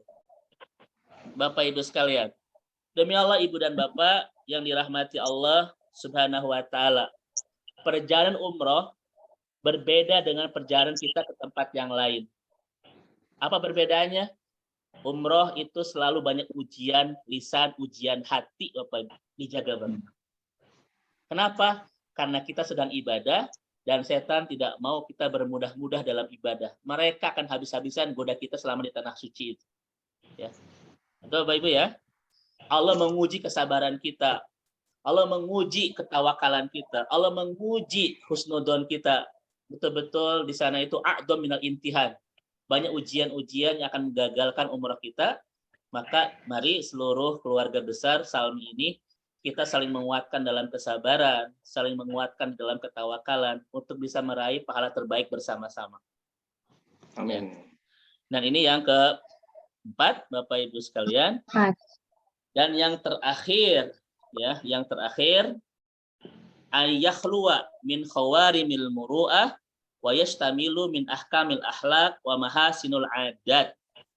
Betul-betul di samping kita tidak banyak berbantah-bantahan, tidak banyak melakukan kemaksiatan selama di tanah suci, kita tampilkan yang terakhir Bapak Ibu adalah akhlak yang baik. Ya, akhlak yang baik karena kita datang ke tempat terbaik, undangan dari Allah yang maha baik, maka perlihatkan tidak hanya iman yang baik, tidak hanya ibadah yang baik, juga akhlak yang terbaik. Apa di antara akhlak yang terbaik Bapak Ibu? Satu, al-isar. Mudah mendahulukan orang lain daripada diri sendiri. Itu yang pertama, isar namanya. Jangan di sana itu kita bareng-bareng Ustaz ya, tapi kita nafsi-nafsi Bapak Ibu. Betul-betul kita tolong orang lain yang kesulitan, misalnya koper, makanan, ketika ngantri jangan menyorobot, maka kita dahulukan orang lain kan. Karena ini adalah tuntunan Al-Qur'an untuk mudah mendahulukan orang lain daripada diri sendiri, namanya adalah ithar Bapak Ibu sekalian. Ya. Kemudian Bapak dan Ibu di sana adamul ida. Apa adamul ida? Tidak boleh mudah menyakiti orang lain. Ketika Bapak Ibu akan cium hajar aswad, ngejenggot orang lain saja. Nggak usah Bapak Ibu sekalian ya. Atau misalnya kita nyerobot antrian, atau ketika di kamar mandi Bapak Ibu sekalian, kita gimana? Betul-betul karena kita sedang melaksanakan umroh, bikin yang bareng bersama kita itu bahagia bersama kita, Bapak Ibu, jangan tersinggung, tersakiti, karena diuji akhlak kita selama di sana itu, ya. Tidak menyakiti saudara kita, tidak yang kedua mendahulukan saudara kita, dan kadimil goid, mohon izin, mampu menahan emosi Bapak Ibu sekalian. Selama di sana selalu diuji emosi kita ini. Cuaca yang panas, berdesak-desakan di lift ya, di Ka'bah, di masjid, betul-betul menguji kesabaran dan emosi kita. Perlihatkan bahwa saya hamba Allah terbaik soal akhlak, bahwa saya hamba terbaik soal iman, bahwa saya hamba terbaik soal ketaatan kepada Allah Subhanahu wa Ta'ala ya. Inilah yang kelima Bapak Ibu, betul-betul menjadikan saudara-saudara kita orang-orang yang kita prioritaskan, kadang melebihi kita sendiri. Itu akhlak yang dibangun oleh Al-Qur'an, ya. Kenapa? Karena Nabi mengatakan la yu'minu ahadukum hatta yuhibba li akhihi ma yuhibbu li nafsi. Tidak benar iman seseorang sehingga dia mencintai saudaranya seperti mencintai dirinya sendiri. Contoh Bapak Ibu di pesawat misalnya, kalau ada orang yang ingin satu keluarga berdekatan, yuk kita ngalah ya, begitu ya kursinya kan? Nah gitu. Kita antri ketika makan, kita tolong saudara kita yang kesulitan ketika angkat koper ya. Ada banyak di sana ujian-ujian hablum minan nas itu. Dan perlihatkan kita yang terbaik dalam hal hablum minan nas adalah saudara-saudara kita selama di tanah suci. Inilah 5 bekal penting kata para ulama bagi siapapun yang akan datang ke tanah suci. Satu, niatnya betul-betul kuatkan karena Allah. Yang kedua, pastikan ibadahnya sesuai tuntunan Rasulullah Shallallahu Alaihi Wasallam. Yang ketiga, pastikan nafkahnya adalah harta yang halal. Yang ketiga, yang keempat, Bapak Ibu, pastikan di sana itu kita tidak jidal, tidak ropas ya, tidak fusuk, tidak berbantah-bantahan, tidak berantem dan lain seterusnya bersama yang lain. Dan pastikan kita memperlihatkan akhlak yang baik kepada saudara-saudara kita selama di tanah suci. Mudah-mudahan Bapak Ibu menjadi umrotan makbulan, umroh yang diterima Allah Subhanahu wa Ta'ala, wa dzanban maghfuran, umroh yang bisa membersihkan semua dosa-dosa kita dan bisa mengijabah semua doa-doa yang Bapak Ibu mintakan selama di tanah suci. Wallahu a'lam bishawab. Silakan Teh Revi. Baik Ustadz, terima kasih kita ucapkan kepada Ustadz Dedi Haryadi yang telah memberikan ilmu yang sangat bermanfaat tentunya buat kita Bapak Ibu, karena kita butuh bekal supaya ibadah kita ini sesuai dengan sunnah, kata Ustadz. Jadi Bapak Ibu, umroh ini menghapus dosa. Jadi uang yang dikeluarkan umroh ini mahal apa murah Bapak Ibu? Dosa nih yang mau dihapus sama Allah. Masya Allah ya. Tidak sebanding ya. Jadi tidak sebanding uang yang kita keluarkan dengan ampunan maghfirah yang Allah berikan kepada kita ya Ustaz ya. Betul, betul. Masya Allah. Mudah-mudahan dengan adanya materi hari ini kembali kita perbarui niat kita untuk ibadah umroh bukan karena dunia, tapi kita perbarui niat kita karena Allah Subhanahu wa Ta'ala. Nah, Bapak Ibu, dalam kesempatan kali ini kita memberikan sesi tanya jawab nih Ustadz. Boleh, Jika ada silakan. Bapak Ibu yang mau bertanya, boleh raise hand, nanti kita gantian. Untuk pertama Itu udah kita open buka mic 3 ya? penanya. Itu udah open mic. Untuk jamaah silahkan dibuka mic. Open mic. Boleh Bapak Ibu yang mau bertanya, raise hand dulu ya. Untuk jamaah berarti harus ikutin kajiannya Ustadz Dedi terus nih, mantap. Buatkan konten Allah. nanti buat Ustaz. Mudah-mudahan insya Allah. Insya Allah ini adalah pembekalan kita sebelum berangkat umroh. Nanti ada lagi manasik tentang teknisi rukun-rukunnya bagaimana. Itu nanti insya Allah ada lagi kita manasik Ustadz tanggal 22 di Asrama Haji Pondok Gede. Jadi Masya langsung Allah. praktek. Masya Kalau kita Allah, persiapan hati ya Ustadz ya. Betul, betul, betul. Mudah-mudahan semuanya Allah lancarkan Teh Revi ya. Amin, amin. Amin, amin. Jadi salah satu kelebihan Salmi ini Ustadz memberikan banyak kesempatan. Tapi Masya ada yang Allah. mau tanya? Bu, siapa tadi yang bertanya? Ada Ibu Dwi Antika kepada pertama Ibu Dwi Antika kita persilakan. Ya, Assalamualaikum warahmatullahi wabarakatuh. Ustaz, saya mau bertanya, apa hukumnya wanita yang pergi umroh sendirian? Halo, Sebentar, gimana Mbak Dwi? saya mau bertanya tentang hukum seorang wanita yang pergi umroh sendirian, Ustadz, tanpa Oke. ditemani mahramnya. Ya, baik. Terima Terkait dengan fikul mahram ya. Baik. Yang lain mungkin bisa di mute dulu, Ibu Bapak mohon izin mikrofonnya.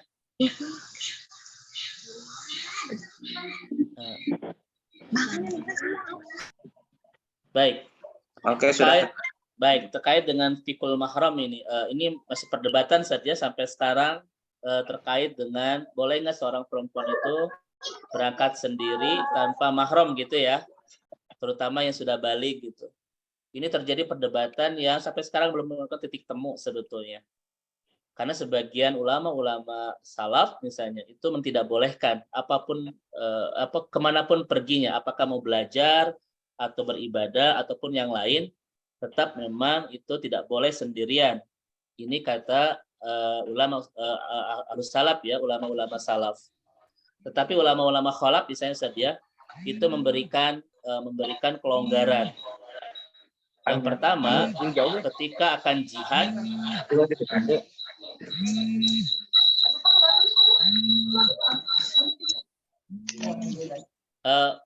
baik. Ulama-ulama khalaf ya, ulama-ulama kontemporer atau ulama-ulama hadasah ya Ustadz Nuh itu memberikan banyak kerangka berpikir yang lebih moderat ya. Selama itu untuk jihad fisabilillah, selama itu untuk bertolabul ilmi bagian dari jihad, selama untuk pengabdian ibadah kepada Allah Subhanahu wa taala, maka dirusuhkan seorang perempuan tanpa mahram dengan catatan betul-betul tidak terjadi fitnah di perjalanan. Itu dibolehkan. Kalau untuk ibadah, kalau untuk menuntut ilmu, kalau untuk belajar, maka dibolehkan seorang perempuan sendirian tanpa didampingi dengan catatan itu adamul fitnah. Betul-betul tidak ada fitnah di perjalanan. Nah, ini yang ketiga. Bahwa yang disebut dengan mahram itu pemahamannya luas. Mahram itu bukan sekedar pasangan, tetapi itu diperluas oleh banyak ulama-ulama kontemporer. Ustadz yang membimbing, atau misalnya laki-laki dalam satu rombongan yang bisa mengayomi, menjaga dari fitnah, ya, itu juga bisa menjadi mahram di perjalanan. Karena ini bukan mahram di dalam kehidupan, tapi mahram di perjalanan, ya, pemahamannya begitu. Maka dari 3 ikhtilaf ini, Teh Revi, saya ambil thariqatul jam'i sebetulnya. Ya Ustadz, ya mohon izin. Nanti Ustadz bisa memberikan tambahan bahwa pertama, kita sedang ibadah. Dan yang kedua, insya Allah terjaga dari pita-pita yang tidak dikehendaki bagi seorang akhwat. Dan yang ketiga, kita betul datang ke rumah Allah. Di sana ada laki-laki dari rombongan kita, dan itu bisa memberikan rasa aman dari fitnah. Entah itu ustadz, entah itu yang lain yang bisa menjaga satu rombongan ini, maka ulama-ulama hadasah itu boleh mengkategorikan itu bagian dari bisa mewakili mahram. Kenapa perempuan itu harus didampingi mahram? Agar tidak terjadi fitnah, sebetulnya itu alasannya. Kan? Sementara kita satu rombongan ini, Mbak Dewi, ya, ada laki-lakinya, ada ustadznya, kita satu rombongan yang bisa menjaga keamanan kita dari fitnah, kita akan ibadah dan jihad. Maka itulah alasan-alasan ulama-ulama kita membolehkan seorang perempuan yang akan ke tanah suci tanpa didampingi mahram. Seperti itu, ya. Saya termasuk pendapat yang kontemporer, yang betul-betul moderat, dibolehkan. Kecuali misalnya, Bu, kita berangkat sendirian, bukan dalam rangka ibadah. Kemudian misalnya tidak bisa menjamin dari sebuah terjadinya fitnah dan lain sebagainya, maka ulama-ulama kita tidak menghendaki. Berbeda dengan kasus kita untuk umroh dan haji, datang ke rumah Allah, kita akan jihad, karena haji umroh itu kan jihad, ya Ustaz tuh, ya. Kita pun akan ibadah, kita pun aman karena ke rumah Allah, didampingi oleh satu rombongan yang bisa memberikan rasa aman dan menjauhi kita dari banyak fitnah, maka itu sudah lengkap. Membolehkan ulama-ulama kita untuk mengizinkan perempuan itu berangkat, ya. Dan konteks mahram nanti sebetulnya konteksnya kan itu mah administrasi Saudi, walaupun sekarang sudah agak longgar satu, ya, seperti itu. Ya, betul. Nah gitu. Jadi secara fikih itu sah-sah saja. Wallahu a'lam bishawab. Sekali lagi Mbak Dewi, ya, ini saya ngambil satu pendapat yang kuat dari banyak pendapat-pendapat yang ada. Karena kalau Mbak Dewi bertanya kepada ulama-ulama kita yang salaf, itu tidak bolehkan apapun alasannya. Saya mengambil pendapat yang ittifaq al-ulama, ya, al-hadasah. Wallahu a'lam bishawab. Baik, terima kasih Ustadz. Bagaimana Mbak Dwi untuk jawaban yang diberikan Ustadz? Bisa dipahami, ya? Bisa, Teh Revi. Ya, alhamdulillah. Terima Nanti kasih. Ada lagi yang mau ditanyakan? mungkin Ustaz kita ada yang menambahkan, fadhol Ustaz. Ustaz Nuh, fadhol. Ustadz, ini Secara ada keterangan dari bagus itu. Allah, ya barakallahu fik, Ustaz.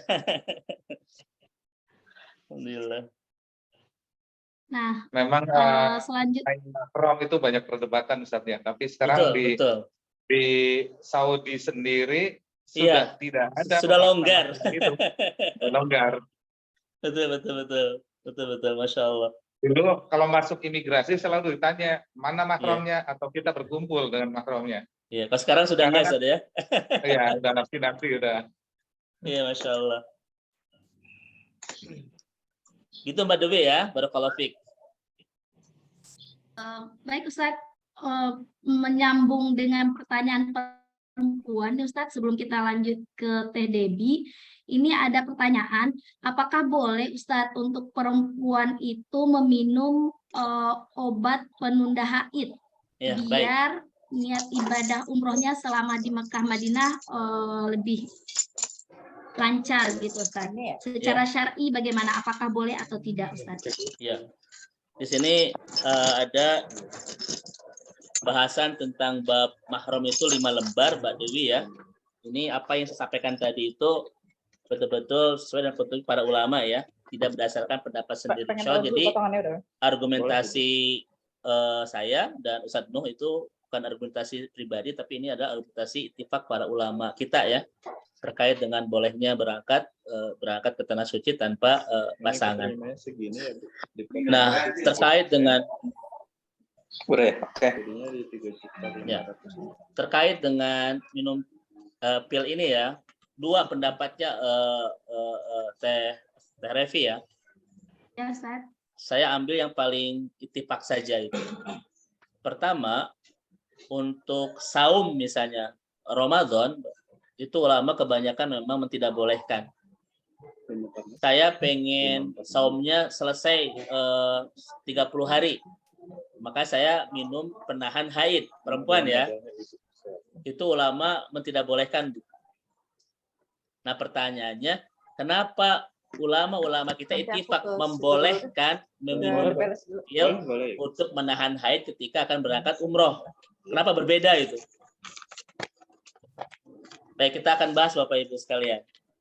Pertama, kalau kita lihat Majmu'atul Fatawa dari Ibnu Taimiyah ya, kemudian juga pendapat-pendapat fatwa-fatwa kontemporer ya dari Ad-Daim Ifta karang Saudi itu, bahwa tidak diperkenankan perempuan meminum pil penghambat haid ketika Ramadan. Pertama, yaitu bersangkutan dengan fitriyah bahwa perempuan itu memang difitrahkan oleh Allah untuk haid kan. Nah, itu yang kedua adalah karena Ramadan itu kan tidak terbatas waktunya. Kita boleh mengkodonya kapan saja. Jadi tidak ada kedaruriatan ya, tidak ada kedaruratan ketika melaksanakan ibadah umroh saum. Kemudian kita minum pil. Itu belum ada daruratnya begitu karena waktunya panjang Ramadan ini kan. Sementara ulama-ulama kita itu membolehkan minum pil ketika akan umroh. Tidak hanya ulama kita, ulama Saudi juga membolehkan, Bapak Ibu sekalian. Ulama-ulama yang terkesan agak ketat ya, Ustadz Nuh, itu pada membolehkan loh perempuan itu minum pil umroh. Kenapa? Karena waktu yang kita miliki selama di tanah suci tidak banyak. Singkat sekali begitu ya. Apalagi terkait dan terbatas dengan program-program rombongan gitu. Di Madinah kita 3 hari kan, di Mekah kita 3 hari begitu. Ini khawatirnya mengganggu ibadah rukun kita kalau kita tidak memakai diatur jadwal siklus haid ya dengan pil dari dokter itu. Oleh karena itu Bapak Ibu, maka ini sudah masuk ke wilayah daruriyah sebetulnya Teh Revi. Memang kalau khawatir kalau tidak minum, jangan-jangan selama di sana kita tidak bisa umroh gitu karena kita ada haid. Kan begitu ya. Waktunya sangat muakkotah banget, sangat terbatas, tidak bebas selama di tanah suci. Karena khawatir ketika datang ke sana, haidnya terus berlangsung dan kita tidak sempat ibadah. Makanya boleh diatur jadwal haidnya dengan pil. Pil itu bukan menahan, tapi mengatur siklus saja. Ya. Dan itu tidak diperkenankan, kecuali untuk hal-hal yang daruriyah seperti kita berangkat ke tanah suci. Makanya wajar ketika saum tidak bolehkan, ketika umroh dibolehkan karena sangat terkait dengan daruriyah. Ya begitu. Itu sebetulnya Bapak Ibu sekalian, walaupun sekali lagi ada ulama-ulama yang tetap tidak bolehkan meminum apapun karena itu bagian dari melawan fitrah katanya. Padahal kita sedang tidak melawan fitrah, kita sedang mengatur siklus agar ibadah kita tidak terganggu selama di tanah suci. Seperti itu Teh Revi, wallahu a'lam bishawab. Nanti saya bab ini mah banyak pendapat-pendapat ulama, nanti bisa saya kasih ya pendapat-pendapatnya insya Allah. Tapi kesimpulannya seperti itu. Wallahu a'lam. Ustaz, kalau misalnya perempuan itu berumrah di bulan Ramadan berarti boleh ya? Menahan. Nabi mengatakan bahwa ibadah umrah itu kan seperti di Ramadan seperti haji bersamaku ya, ke haji ma'i. Nah sekarang pertanyaannya, Ramadan tidak boleh, tapi umrah dibolehkan meminum. Ini yang terjadi. Kalau misalnya di sananya daruriyat, maka boleh. Kalau di sana tidak, maka jangan. Oh Ustadz, selama di tanah sucinya kami nanti bisa banyak waktu kan gitu ya. Maka lebih baik jangan. Kalau misalnya di sana 16 hari, 15 hari gitu. Maka tidak minum pun tidak apa-apa. Nanti kan di sana Ustadz kalau saya haid itu tidak banyak kegiatan. Bapak Ibu bisa banyak kegiatannya lain loh ya. Kita bisa bersedekah kan, kita bisa berzikir kan. Ada banyak kegiatan yang bisa kita lakukan ketika memang kita haid dan beberapa ibadah tidak boleh. Jangan sampai satu pintu tertutup, kita sampai tidak punya pintu yang lain. Ada banyak loh amal soleh itu bertaburan ya Terevi ya. Walaupun sebetulnya tetap dibolehkan. Kenapa? Karena kita sedang ada di tanah suci dengan waktu yang sangat terbatas itu. Ya, wallahu a'lam bishawab. Ustadz, terima kasih Ustadz. Mohon izin Teh Debbie, sebelum ke Teh Debbie, ini masih mengenai perempuan. Ustadz, ada titipan pertanyaan. Apakah dibolehkan seorang wanita yang sedang berihram menggunakan sarung tangan medis karena dalam keadaan darurat, Ustadz? Oke. Ini berkisah kepada dikiaskan seorang laki-laki yang memakai tambahan kain gara-gara daruriyah. Itu dibolehkan oleh Rasul. Apapun yang namanya daruriyah itu dibolehkan. Satu misalnya, boleh nggak pakai masker? Sebetulnya dalam syariat itu tidak boleh asalnya kan. Tapi karena darurat, takut ada banyak hal yang tidak diinginkan, maka memakai masker itu bagian dari hal yang dimubahkan, dibolehkan.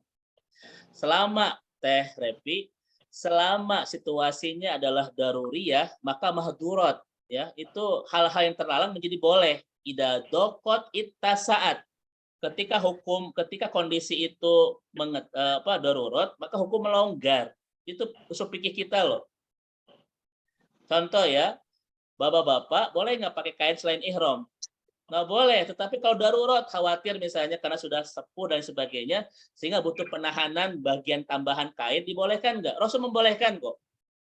Karena hukumnya sudah sangat ini ya, al-mahdurat tubihul jadi hal yang darurat itu jadi mengubah yang tadi yang terlarang. Idza daqat ittasaat. Contoh, perempuan itu tidak boleh pakai qafazaini, sarung tangan ketika ihram. Tidak boleh, itu hukum asalnya. Tapi ketika ini darurat, karena kalau tidak pakai menyangkut kesehatan sebagainya, maka pakai gitu loh. Itu hukum umum ya, terkait dengan kaidah-kaidah usul fikih. Contoh lain misalnya terkait dengan banyak hal ya. Saya tanya dalam Al-Quran, boleh kita makan daging babi? Tak boleh. Coba. Apa kata Allah dalam Al-Quran? Ketika kondisi sangat mendesak, tidak ada makanan yang lain, kalau kita tidak makan terancam nyawa kita, boleh kita makan? Al-Quran, Al-Baqarah? Boleh, Bu. Tapi jangan berlebihan. Ima berlebihan, sawarga disimpan di kulkas gitu ya. Itu nggak boleh itu. Ini kurban ini. Itu kurban. Kan begitu dalam Al-Quran kan? Jadi yang haram saja ketika kondisi yang darurat itu dibolehkan, tapi tidak boleh melampaui batas. Ima diwareg-waregkan saja, dirapel sampai sampai kembung gitu makan gitu ya. Kemudian disimpan di kulkas, dihangatkan. Itu nggak boleh. Nah itu hukum asal ya dalam Al-Quran. Sesuatu yang darurat itu bisa mengubah hal-hal yang tadi terlarang menjadi boleh. Nggak boleh zuhur itu 2 rakaat loh. Itu Teh, Masya Allah. Saya tadi agak lupa ya dengan kaidah itu ya. Itu kaidah usul fikihnya Bapak Ibu sekalian. Jadi sesuatu yang darurat itu bisa membolehkan yang tadi terlarang. Ya. Oleh karena itu jangan ragu. Kalau misalnya hal-hal yang darurat selama kita ihram kita pakai tidak apa-apa. Karena itu menyangkut kesehatan kita, keselamatan nyawa kita, maka dibolehkan dalam kaidah usul fikih. Wallahu a'lam bishawab. Baik Ustadz, Bapak Ibu. Ustadz menyambung lagi ini Masya Allah. Seputaran wanita ini banyak sekali pertanyaan. Berarti kita harus ada pertemuan fikih nih Ustadz Nuh ya. Siap. Ini nanti ada satu pertanyaan lagi. Khusus fikih wanita Ustadz. Nah itu, ini betul saja karena saat ini kita masih motivasi belum ke fikih sebetulnya, tetapi berarti memang harus ada pertemuan fikih umroh ini ya. Setuju Bapak Ibu? Kalau yang lempar Ustadz artinya Ustadz siap ya. Mudah-mudahan insya Allah Ustadz. Kalau Ustadz Nur sudah ngasih instruksi saya tidak bisa nolak ya, Masya Allah. Baik Ustadz, Pak Haji Nur, sebelum ke Teh Debbie, satu lagi Teh, mumpung perempuan, bagaimana tentang pemakaian skincare buat perempuan saat umroh Ustadz? Apakah dibolehkan atau bagaimana? 1, 2 bahasannya ya. skincare itu ada unsur mistnya nggak? Ada unsur parfumnya nggak? Itu yang pertama. Yang tidak bolehkan itu bukan skincare-nya, tapi unsur parfumnya. Ibu boleh nggak, Bu, ketika ihram itu mandi pakai sabun yang tidak ada unsur parfumnya? Boleh nggak? Sebetulnya dibolehkan. Yang tidak boleh itu ada unsur mist, ada unsur parfum. Itu yang tidak boleh. Ya. Kemudian makanya Ustaz Nur kita menemukan kan di tempat-tempat perlengkapan haji dan umroh ya, kita menemukan sabun yang sudah dihilangkan wanginya kan. Nah, itu dibolehkan secara fikih. Karena yang tidak dibolehkan itu bukan sabunnya, bukan skincare-nya, tapi unsur-unsur wanginya itu yang tidak dibolehkan ya. Selama itu tidak ada unsur itunya, maka sah saja. Namun kalau ada unsur parfumnya, itu tidak boleh. Karena memang itu larangan dan langgaran di dalam wajib umroh. Kan wajib umroh itu ada dua. Satu, berihram di mikot. Yang kedua, menghindari 8 hal yang terlarang. Di antaranya pakai parfum kan, Bapak Ibu sekalian. Ini nanti akan dijelaskan oleh ustadz-ustadz kita ya, ketika manasik insya Allah. Yang kedua, skincare-nya itu tidak ada kecuali itu. Dan darurat. Kalau misalnya tidak pakai skincare, misalnya Bapak Ibu di opnam atau apa gitu ya. Atau apa saja mengancam kesehatan, maka pakai. Kalau tidak mengancam, tidak darurat, jangan. Selama ada unsur parfum gitu. Nah begitu. Kira-kira pertanyaan saya Bapak Ibu, Bu, kalau tidak pakai skincare, mungkin khawatir kita bisa pingsan atau apa? Enggak Ustaz, cumain aja, maka jangan aja. Biar apa Ustaz? Biar tenang hati ini Bapak Ibu ketika ibadah ini. Jangan ada sesuatu yang ragu, aduh ini boleh nggak, boleh nggak. Lepasin aja, biar tenang Bapak Ibu sekalian. Kayak tadi Ustadz ya, ini boleh nggak pakai parfum beralkohol? Lebih baik jangan, biar tenang hati kita. Daripada dihantui ke ragu-raguan kan, boleh nggak ya, boleh nggak? Tinggalkan saja. Kenapa? Da ma yuribuka ila ma la yuribuka kata Nabi. Tinggalkan yang meragukan agar untuk dan ambil yang tidak meragukan kata Rasulullah Shallallahu Alaihi Wasallam. Jadi skincare kalau itu tidak ada unsur parfumnya silahkan. Kalau ada jangan, udah gitu aja ya. Wallahu a'lam bishawab. Baik Ustadz, terima kasih atas pertanyaannya Ustadz. Jadi Sama-sama. sebenarnya kalau nggak ada darurat nggak usah pakai skincare lah ya Ustadz ya. Yang namanya Ya. kita berihram ya. Betul, apalagi kita tidak tahu ramuan skincare itu apa saja. Apa di sana ada cikur, pedas, apa kita kan nggak paham itu ya. Rempah-rempahnya apa saja. Makanya lebih baik hindari aja. Wallahu a'lam bishawab. Selanjutnya Ustadz ada pertanyaan lagi dari Teh Debi Oktia. Mangga silakan. Silakan Teh Debi. Ya, makasih Teh Revi. Assalamualaikum warahmatullahi wabarakatuh, Ustadz. Silakan. Waalaikumsalam warahmatullahi wabarakatuh. Ya, sebenarnya pertanyaan saya menyambung pertanyaan kedua Ustadz tentang haid bagi perempuan tadi. Dan kebetulan jadwal umroh yang saya pilih itu di bulan puasa Ustadz. Jadi memang Masya jadi Allah. influencer gitu Ustadz. Mohon Ustadz kalau berkenan menguatkan lagi nanti kemudian pilihannya seperti apa yang lebih bagus. Nah kemudian apakah kalau tidak menggunakan pil itu ibadah wajibnya bagaimana Ustadz? Apakah terganggu? Gitu, Ustadz. Baik, ini memang butuh satu bahasan tertentu. Mungkin nanti saya sampaikan khusus ya buat Teh Devi ya. Mungkin nanti melalui Ustadz Nu atau Bu Gita ya insya Allah terkait materi ini. Karena sebetulnya satu, kenapa para ulama itu membolehkan kita menggunakan veil? Karena keberadaan kita di tanah suci terbatas waktunya. Jangan sampai kita masih ada haid tetapi waktu habis sehingga kita tidak bisa melaksanakan rukun, ya kan? Sebetulnya sa'i boleh kan? Tapi yang tidak bolehnya itu kan tidak boleh sa'i sebelum tawaf. Tawafnya nggak boleh gitu. Yang kedua masuk masjid kan? Orang yang haid itu masih perdebatan ulama gitu. Nah, nanti misalnya di umroh itu di Ramadan berapa hari? Kita lihat Bu, misalnya buat Mbak Devi ya, di Mekahnya berapa hari? Misalnya gitu. Nanti cek dulu 15 itunya. hari, ya, 15 hari Ustaz. Kalau 15 hari itu sudah masuk hukum darurat tidak? Nah, gitu ya, nanti ini dibahas itu. Kalau tidak, mendingan jangan. Nanti Ustaz saya tidak bisa ke masjid bla bla bla. Ada banyak amal soleh yang bisa kita lakukan untuk mengganti amal-amal yang tidak bisa kita lakukan gara-gara kita haid. Tapi kalau pakai pun nggak apa-apa. Kenapa? Karena hukumnya masuk ke hukum kita akan melaksanakan ibadah tanah suci dan itu waktunya sangat terbatas.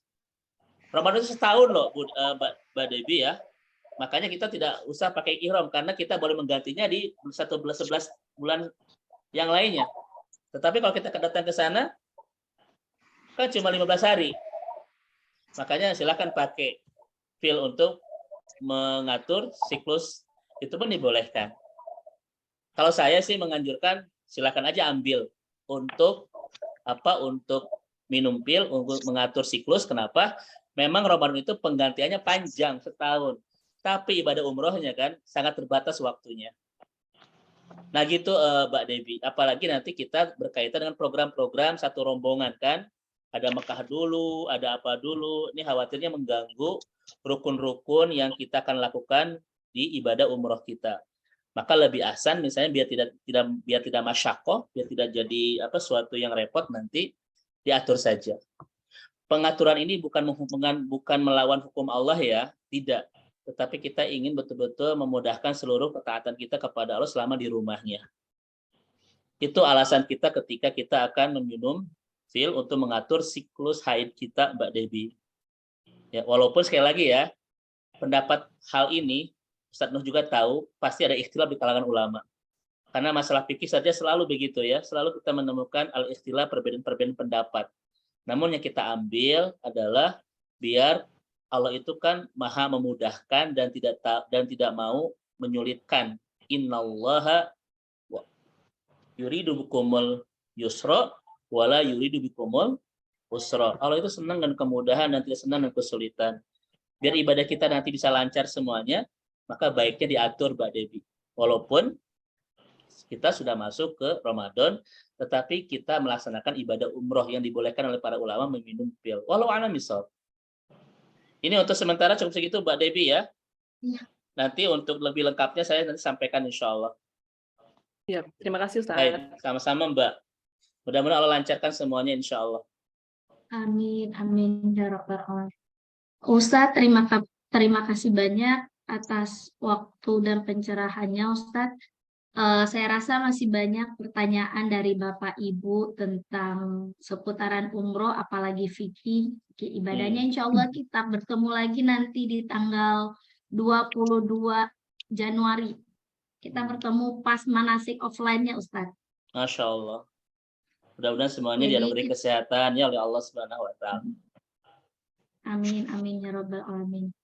Bapak Ibu, sudah hampir 2 jam kita bersama.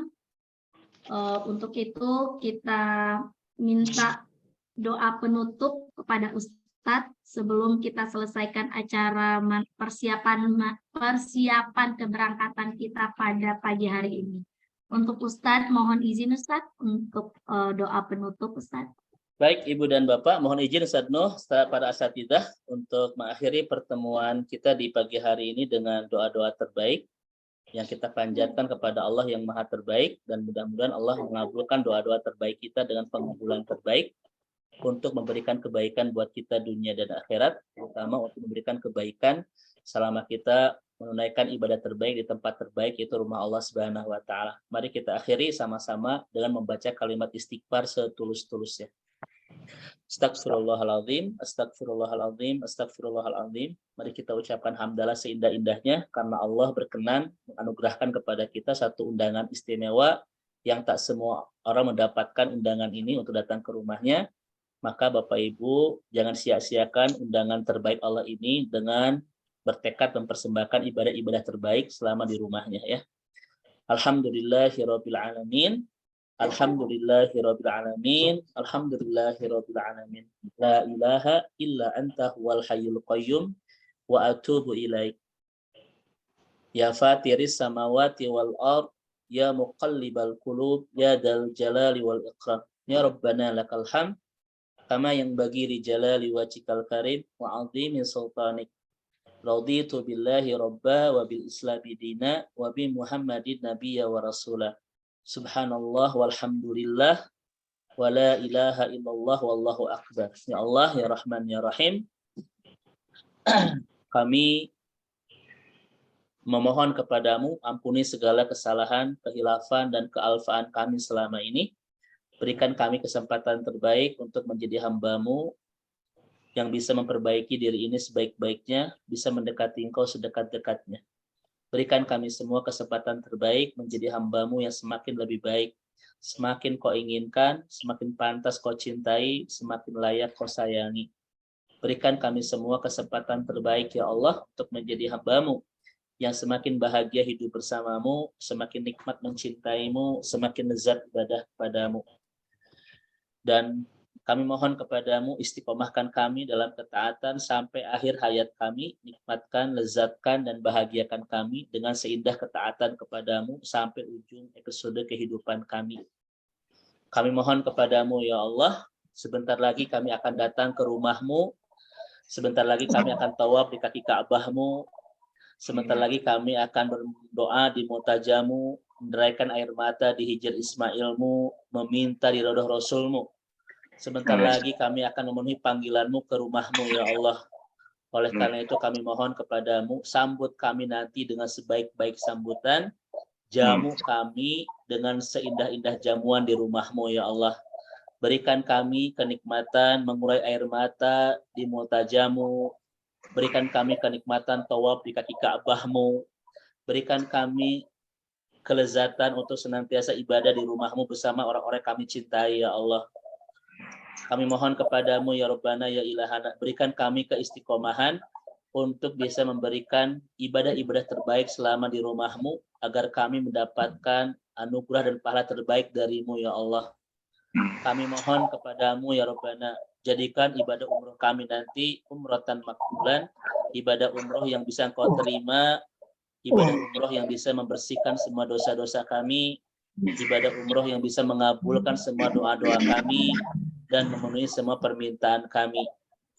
Kami mohon kepadamu ya Rabbana, jadikan umroh kami nanti umroh yang bisa mengakhiri segala kesulitan dan air mata kami, dan mengawali segala kebaikan dan kebahagiaan hidup kami ya Allah.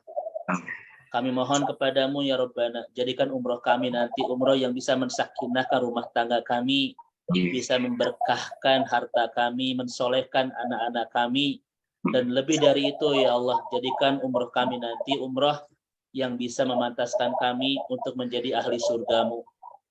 Andaikan umroh nanti adalah pertemuan terakhir kami dengan tanah suci, pertemuan terakhir kami dengan Ka'bah, dengan rumahmu, kami mohon kepadamu ya Allah, jadikan umroh kami nanti umroh yang mengantarkan kami bisa pulang ke surga ya Allah.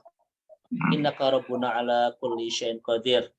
Kami mohon kepadamu ya Rabbana ya Ilahana, oleh karena itu berikan kami kesehatan, kekuatan, kemudahan, agar selama di rumahmu bisa mempersembahkan karya-karya ibadah terbaik sebagai persembahan terbaik kami selama di rumahmu. Dan kami mohon kepadamu ya Allah, jadikan ibadah kami, ibadah umroh nanti menjadi ibadah terbaik, dan balaslah dengan pahala-pahala terbaik untuk kebaikan kami dunia dan akhirat. Innaka Rabbuna ala kulli syai'in qadir. Allahumma ja'alna umratan makbulan wa dhanban maghfuran wa sa'yan mashkuran wa tijaratan lan tabur. Allahumma ansurna fa innaka khairun nasirin waftah lana fa innaka khairul fatihin waghfir lana fa innaka khairul ghafirin warhamna fa innaka khairur rahimin warzuqna fa innaka khairur razikin wahdina wa najina minal qamid dhalimin wal kafirin. Rabbana hab lana min azwajina wa dhurriyyatina qurrata a'yun waj'alna lil muttaqina imama. Rabbana atina fid dunya hasanah wa fil akhirati hasanah wa qina adzabannar. Mohon maaf. Assalamualaikum warahmatullahi wabarakatuh. Assalamualaikum warahmatullahi wabarakatuh.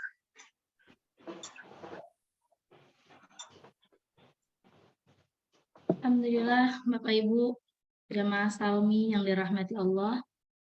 Alhamdulillah hari ini pembekalan kita ke Tanah Suci sudah selesai. Terima kasih kita ucapkan kepada Ustadz Dedi Haryadi.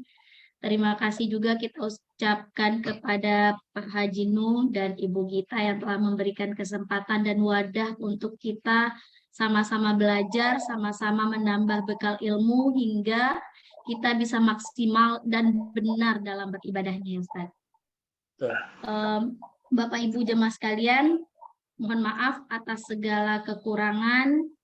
Kami dari tim Salmi mohon izin, mohon undur diri. Assalamualaikum warahmatullahi wabarakatuh. Waalaikumsalam warahmatullahi wabarakatuh. Mari Ustaz sama-sama Nuh, kita jazakallah, ucapkan Ustaz. terima kasih sama Ustadz. Pak, Terima kasih Ustadz. Terima Bapak kasih Ibu, Pak Haji mudah-mudahan Mumu. semuanya disehatkan, dimudahkan nanti selama di tanah suci. Amin, amin. Untuk mendapatkan pahala terbaik nanti dari Allah Subhanahu wa taala. Makasih Pak Ustadz. Sama-sama Bapak Ibu sekalian, sehat semuanya insyaallah. Syukron Ustaz. Jazakallah Teh Repi, Ustaz Nuh, Bu Gita semuanya Ustaz, jazakallah Ustaz. Ya, Ustaz. Saya pamit dulu. Assalamualaikum warahmatullahi wabarakatuh. Assalamualaikum. Waalaikumsalam warahmatullahi wabarakatuh.